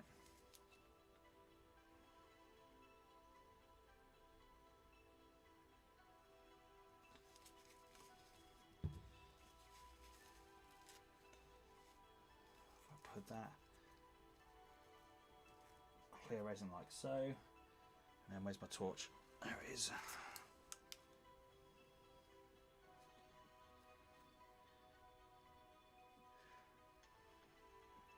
remember years ago you could buy they were selling this clear resin as glue. And I like the idea of it. Not that it's working for me now. That's a shame.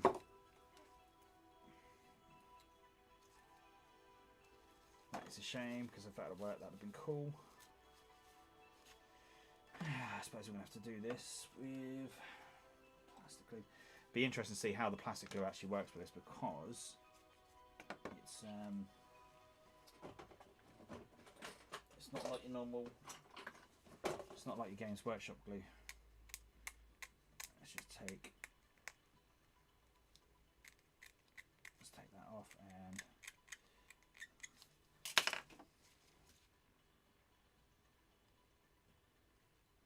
okay, we'll let that.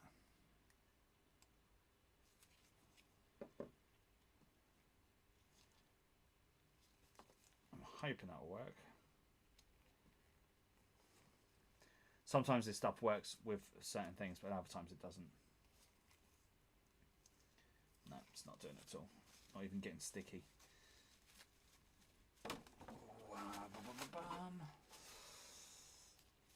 Let's try with.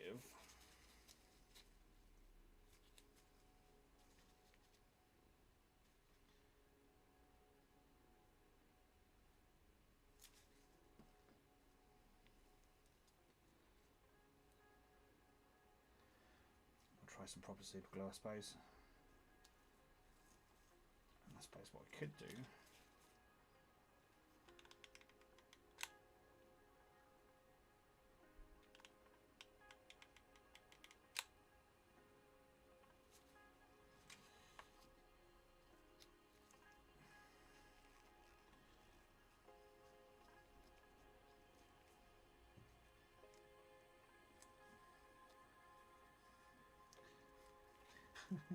it was meant to glue it together, not melt it together.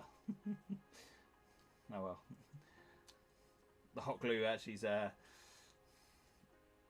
it's kind of done something, but it's not quite what I wanted it to do.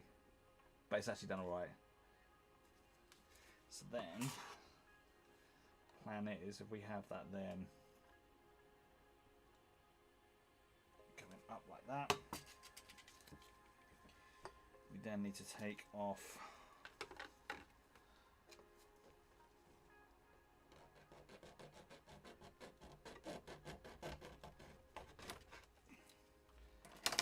like so.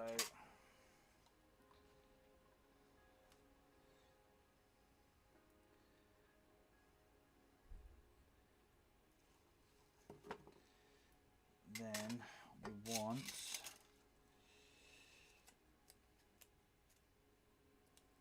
that actually work out. Got an idea.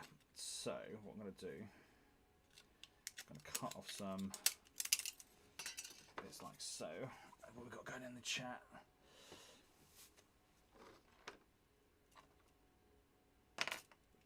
Yeah, glue. I think super glue would have been the wiser choice. So what I'm going to do is with this, if I stick that like so.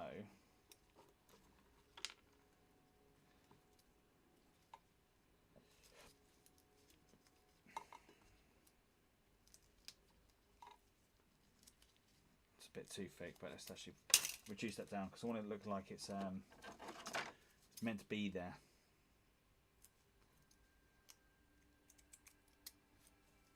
Just take that down and just roll that out and around. Let's pull that back out a little bit. And then if we do that on the side, it's kind of like, actually, do you know what? It needs to be, really we have that onto there like so.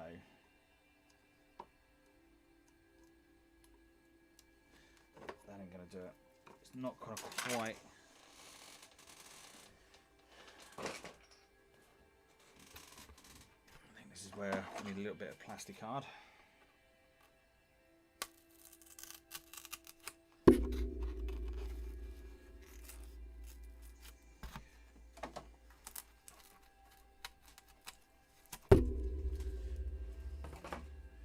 all of a sudden a knife would have been the better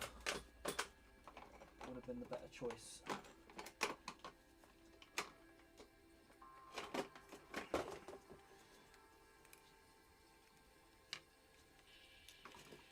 Wasn't the right idea there, but let's just take the knife and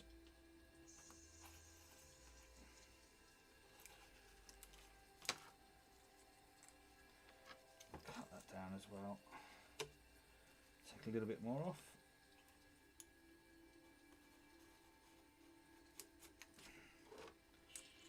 That's what we could do.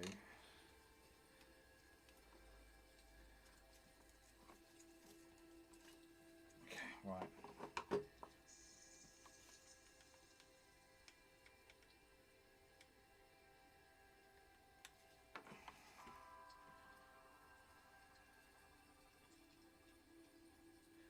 We'll stick that into place.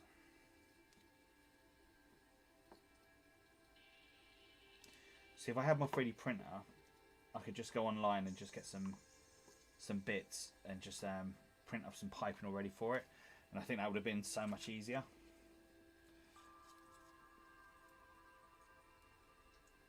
And then what we do, get a Bosca pen.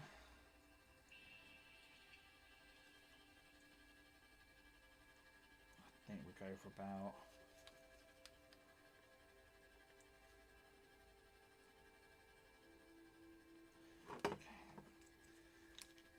I know the Bosca pen's not quite where it needs to be, but if I go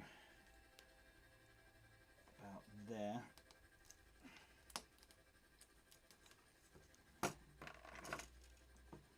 and that should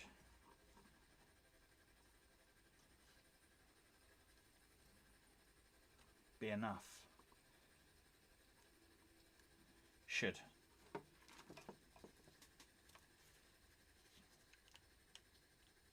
A little bit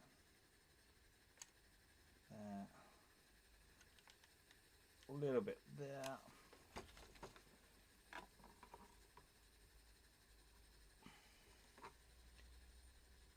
and then we'll pop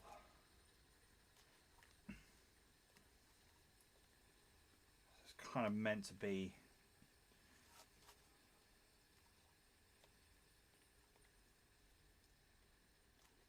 that makes sense. And what I could do is I could put something around there then to make it look like it's actually meant to be in place. And then the next thing we'll want to do is cut off the piping, because that's kind of a bit too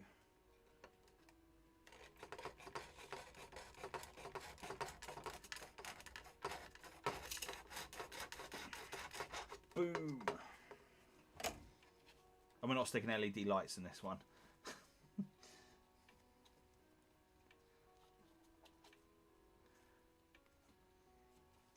Right, let's get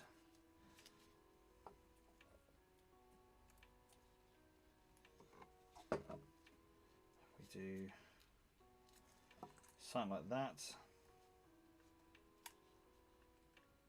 and then we do that. What do I think about if I just do that and that, I can then put some rivets on the side so it looks like that's going to be there and hold it in place. So let's cut, nope, let's get a nice straight cut, and we'll do the same there. Let's turn that glue gun down a bit.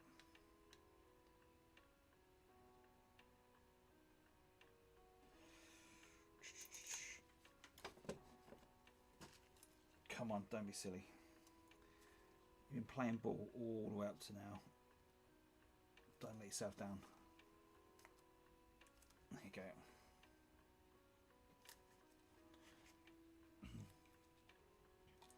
Of course, I would have to do it a little bit wonky, wouldn't I?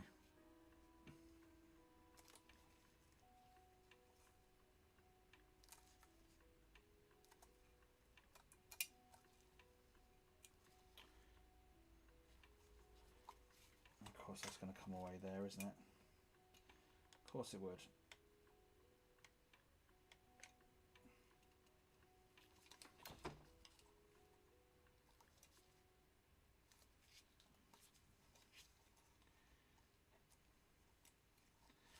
then with those beautiful rivets that we've got going on, we can just get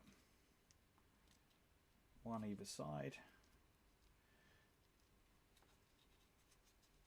If they don't stick to my finger first. There we go. Come on, you stick down, you bugger. Where are they gone? Z pliers would be good.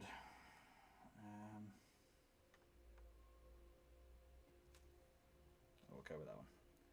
Looks like it's starting to corrode away a little bit, so that's fine. That one to there, like so.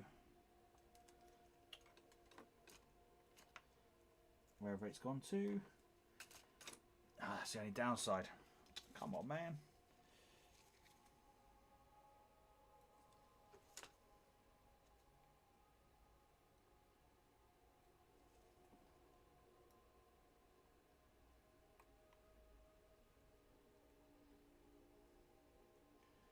Come on you get. Not on the rivet. Come on, stick, stick, stick, stick, stick. There you go. So we kind of got one on there. Of course, you're going to get my big old fingers on it, and then it's kind of like, yep, I'm not playing ball. Let's get a big dollop of glue. And then we'll get some tissue, and we'll just take off some of the excess. Right. And we'll go.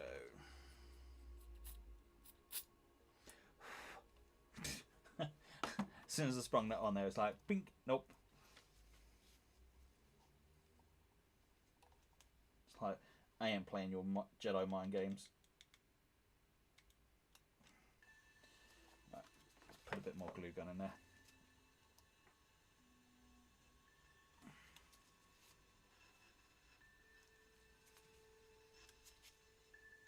Oh, come on, stay in there.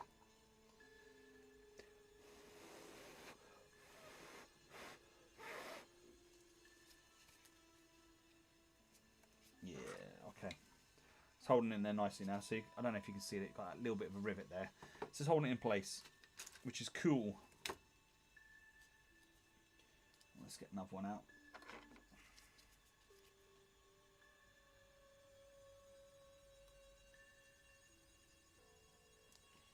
Oh, you bugger. Okay, I've got one more here. Don't you dare, don't you do it. It's like it's just got that little mind of its own and it wants to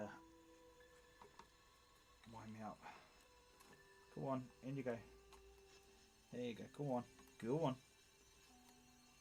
No, not to the finger. Come on, stick in. I'll just put a little bit of glue around that.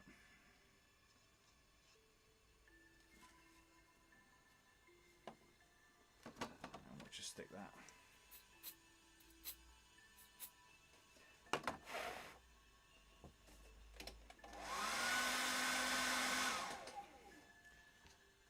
Something simple, something effective, and that bit in there will just help that look the part.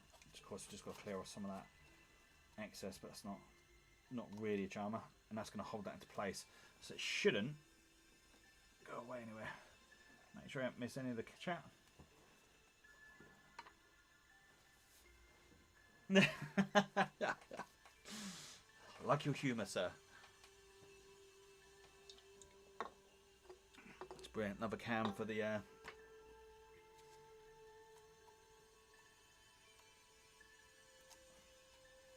works out quite well. And that's it. Simple bit of terrain. And so the idea is, if I had that 3D printer, I'll print off some ladders to go down there. What we could do is do. What else could we do to make that look a bit more manufactorium? What have we got in our bits?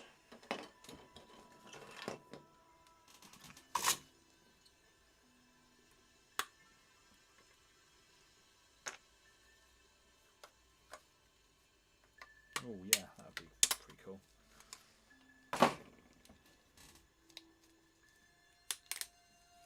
Let's have a look.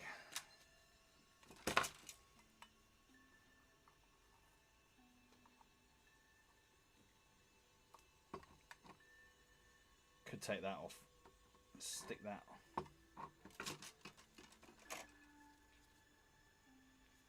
Let's cut that off. Then we'll cut that around there like so.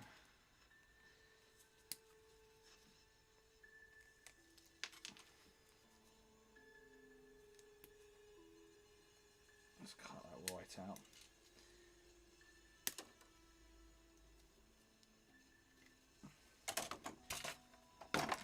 And if we go around that.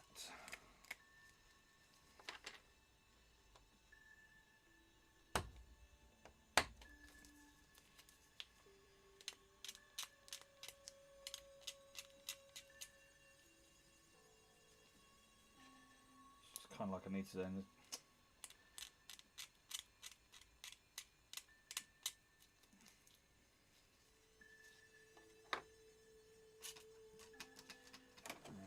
To cut those bits off as well,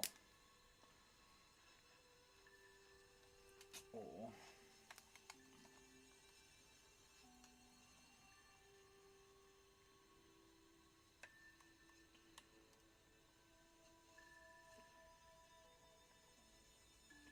I suppose you could just stick that in like so.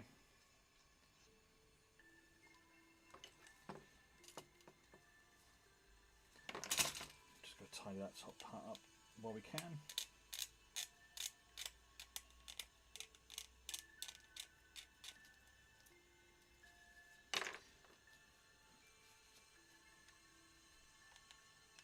Let's get that.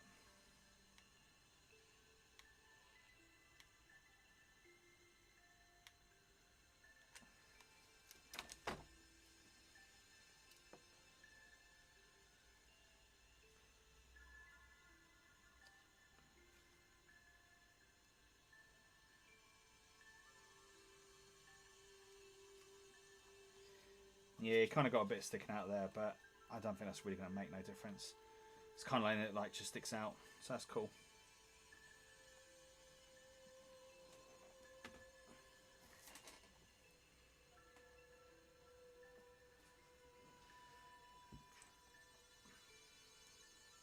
Yeah, I should really comb the internet. It's at the moment, I suppose for me, it's more about trying to drive down the cost. And like, yeah, as someone put on there, you know, it's poor man's train, but you can still really do some really cool stuff. I'm on one of these Facebook groups, and I saw someone done some really cool stuff out of bottle lids, and it was just like, Jesus, wow, yeah. You've done well, sir. You have done very well. And it kind of then made me think, yeah, I need to pull my finger out and get on with it as well. Let's see if I can put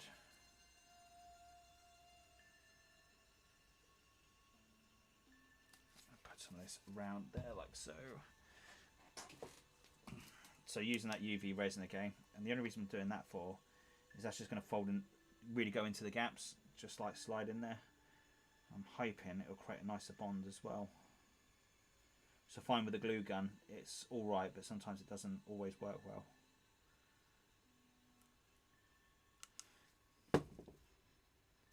Especially if you've got someone that's just going to chuck stuff back in the box. Once they've had the game and it's just like, yeah, I'm bored of this, and they just chuck it. There you go, if we slide that down.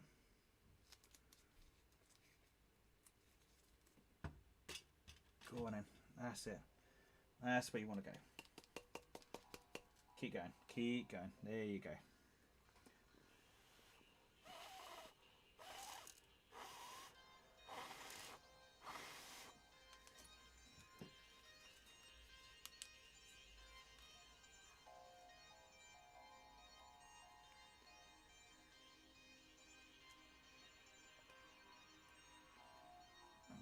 That into place.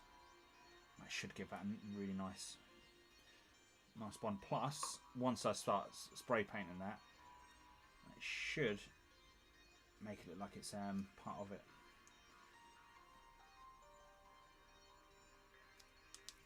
Okay, and then what we could do, maybe go in. Tempted to go in, just like maybe just try to box that off a little bit.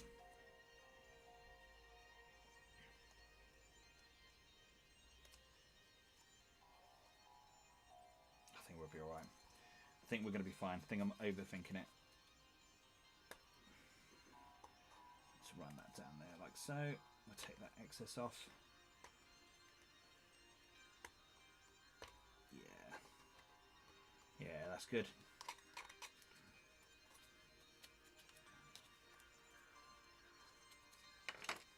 Simple. I think it's quite effective. Let's pull the screen up.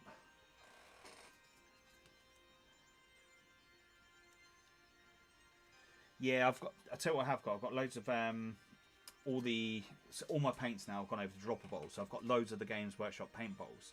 I'm going to start doing some stuff with that. And actually, do you know what? That would look really cool on top. Ooh, do I have one to hand, or are they all indoors? I think they are all inside. That's a shame.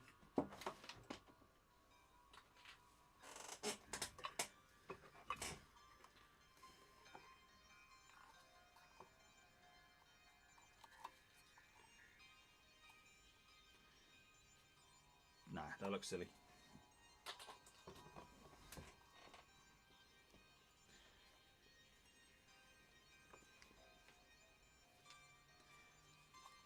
And let's just put some.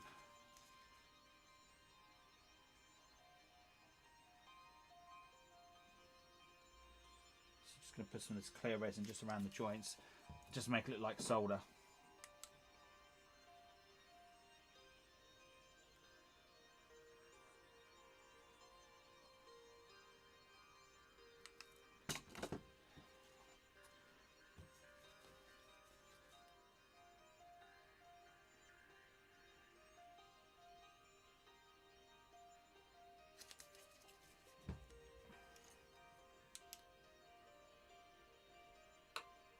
Hopefully I'll give that bond a little bit better as well. And then what we'll do, let's get some of that off.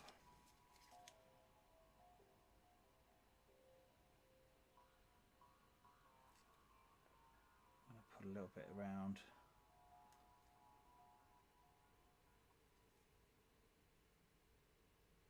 Not too much. I don't want it to be like overwhelm it, but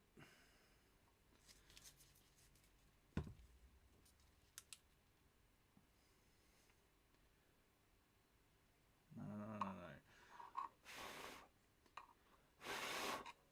Too late.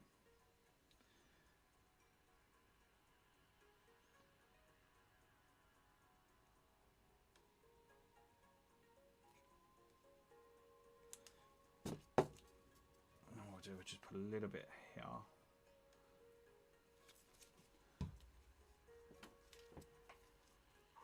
Let's pull that back a little bit there.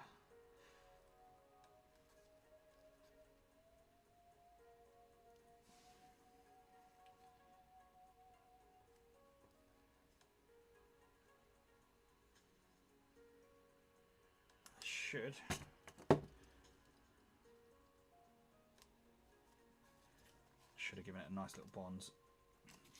Just going to pour a little bit of clear resin just at this point here, and it's only because we've got the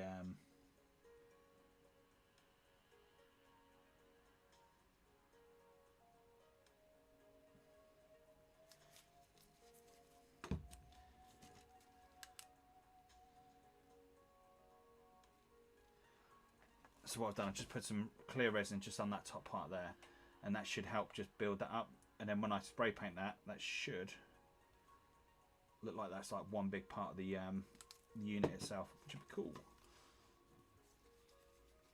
Let's put a little bit more underneath.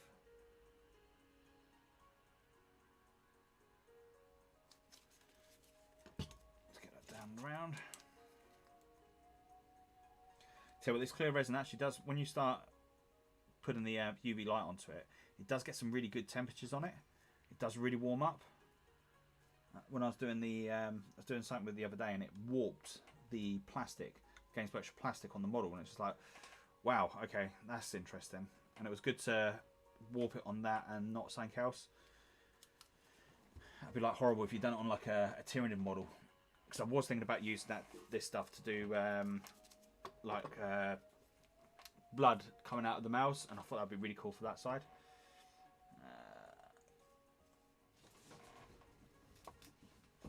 Inspiration. Oh, my Christmas decorations, you know, there's loads of cool stuff. It's just that over Christmas we just had like loads and loads of foods and loads of stuff, and I was just, you know, Miss was chucking out. I was thinking, I just said to her, look, don't chuck no more out, keep hold of it, because I want to start turning into train.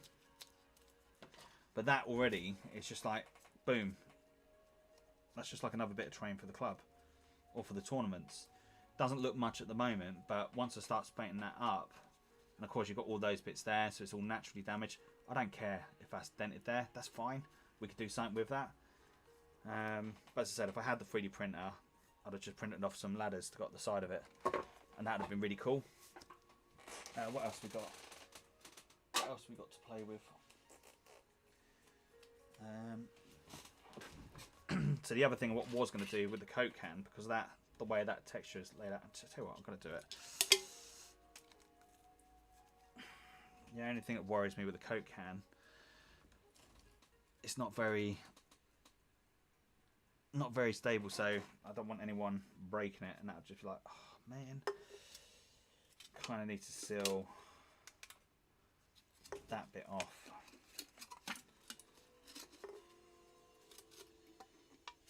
It's kind of like,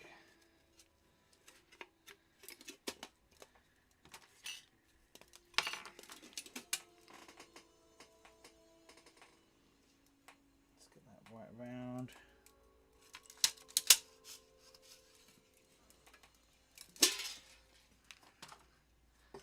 Okay, if this works,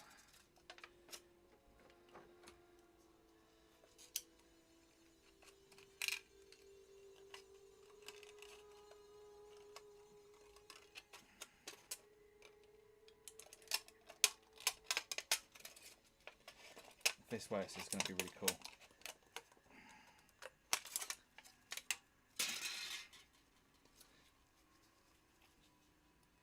I don't know if anyone's seen The Walking Dead, and you've got the fuel canisters that are on the side, where Carol shoots it with puts one shot into the canister, so then all the gas starts leaking out, and then she fires a firework at it, and then when the firework hits, it just obviously explodes, starts letting all the walkers in.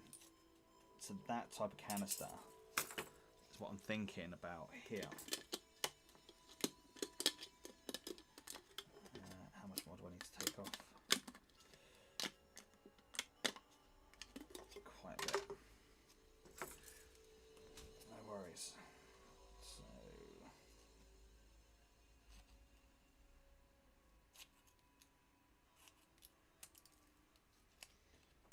it's not going to be the perfect circle, but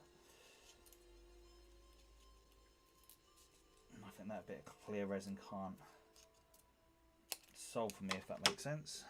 If I can get that in.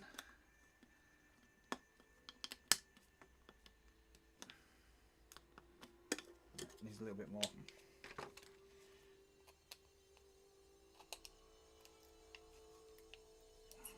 A little bit more around the edges.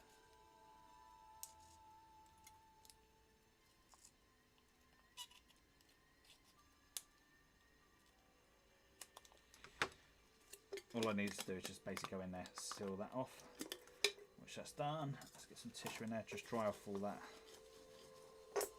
Coke.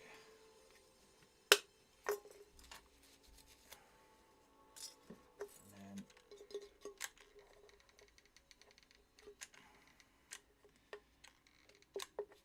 let's get some glue gun in there, and then we'll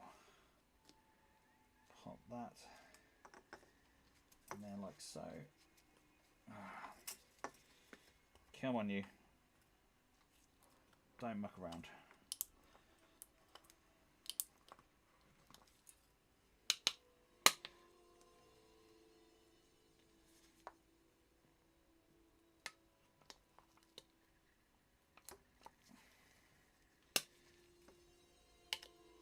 Go on, stick in there. That's it.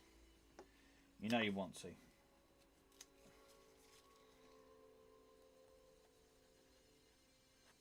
And then let's get that around there like so.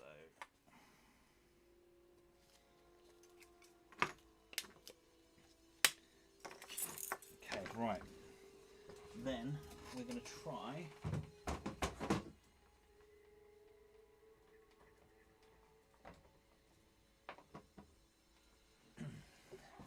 by the way, I've been planning this in my head for the last week or so. Mate, we're always about zombies. Always about zombies.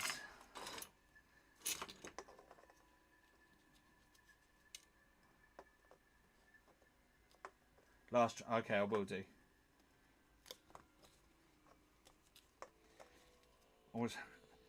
Zombies always come up in conversation. It's always like if you go out and you have a heavy night, and then you get back with all your mates and you sat around and you're just like 2 o'clock in the morning, you're just chatting about random junk, and then you just start talking about zombies. Yeah, man, what happened if like we sat there and this happened and like we had loads of zombies there, and what would you do if that happened, and what would you do if that happened, and yeah, man. Okay, so this stuff is the acetone with all the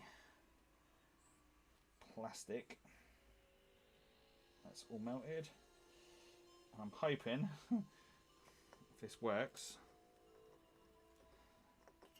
if this works,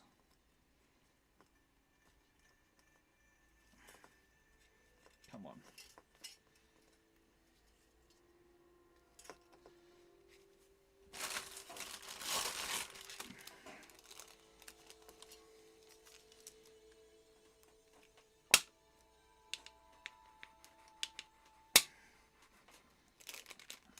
No!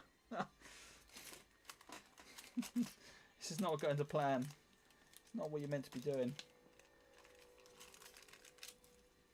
God damn you.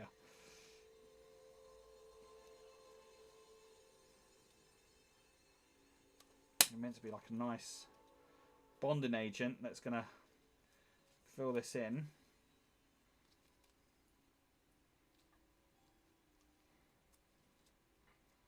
God damn, you will do what you're told. Let's just get a little bit of that in there like so.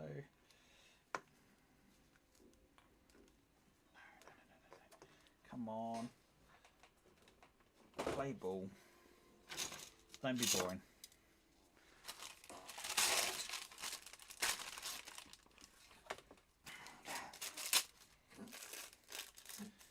Don't be boring. You've got to do as you're told. Okay, right. The idea is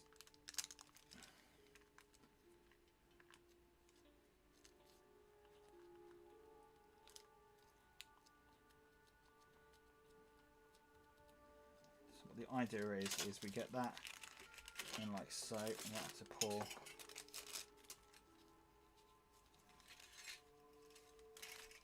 a little bit more in.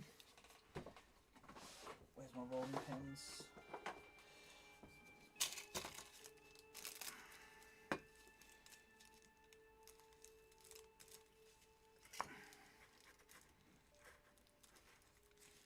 Come on, come on.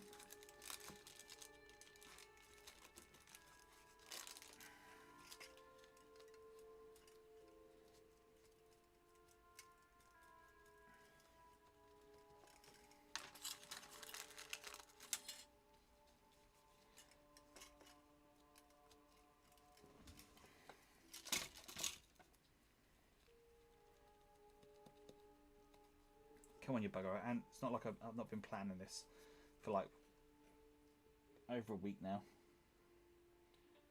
Let's put some more acetone on it. See if that'll smooth out what I plan to do. Okay. So the idea was we use the greaseproof paper. Oh, it's doing it, it's doing it, it's doing it, it's doing it, it's doing it, but it's doing what I want, but it's not sticking down there for some reason.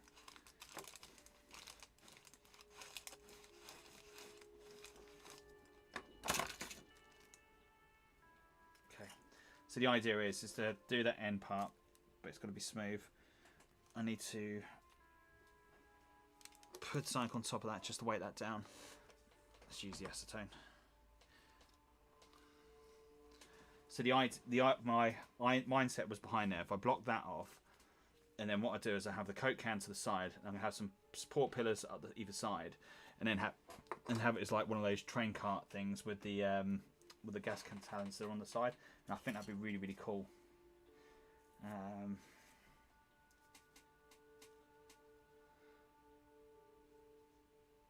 Oh mate,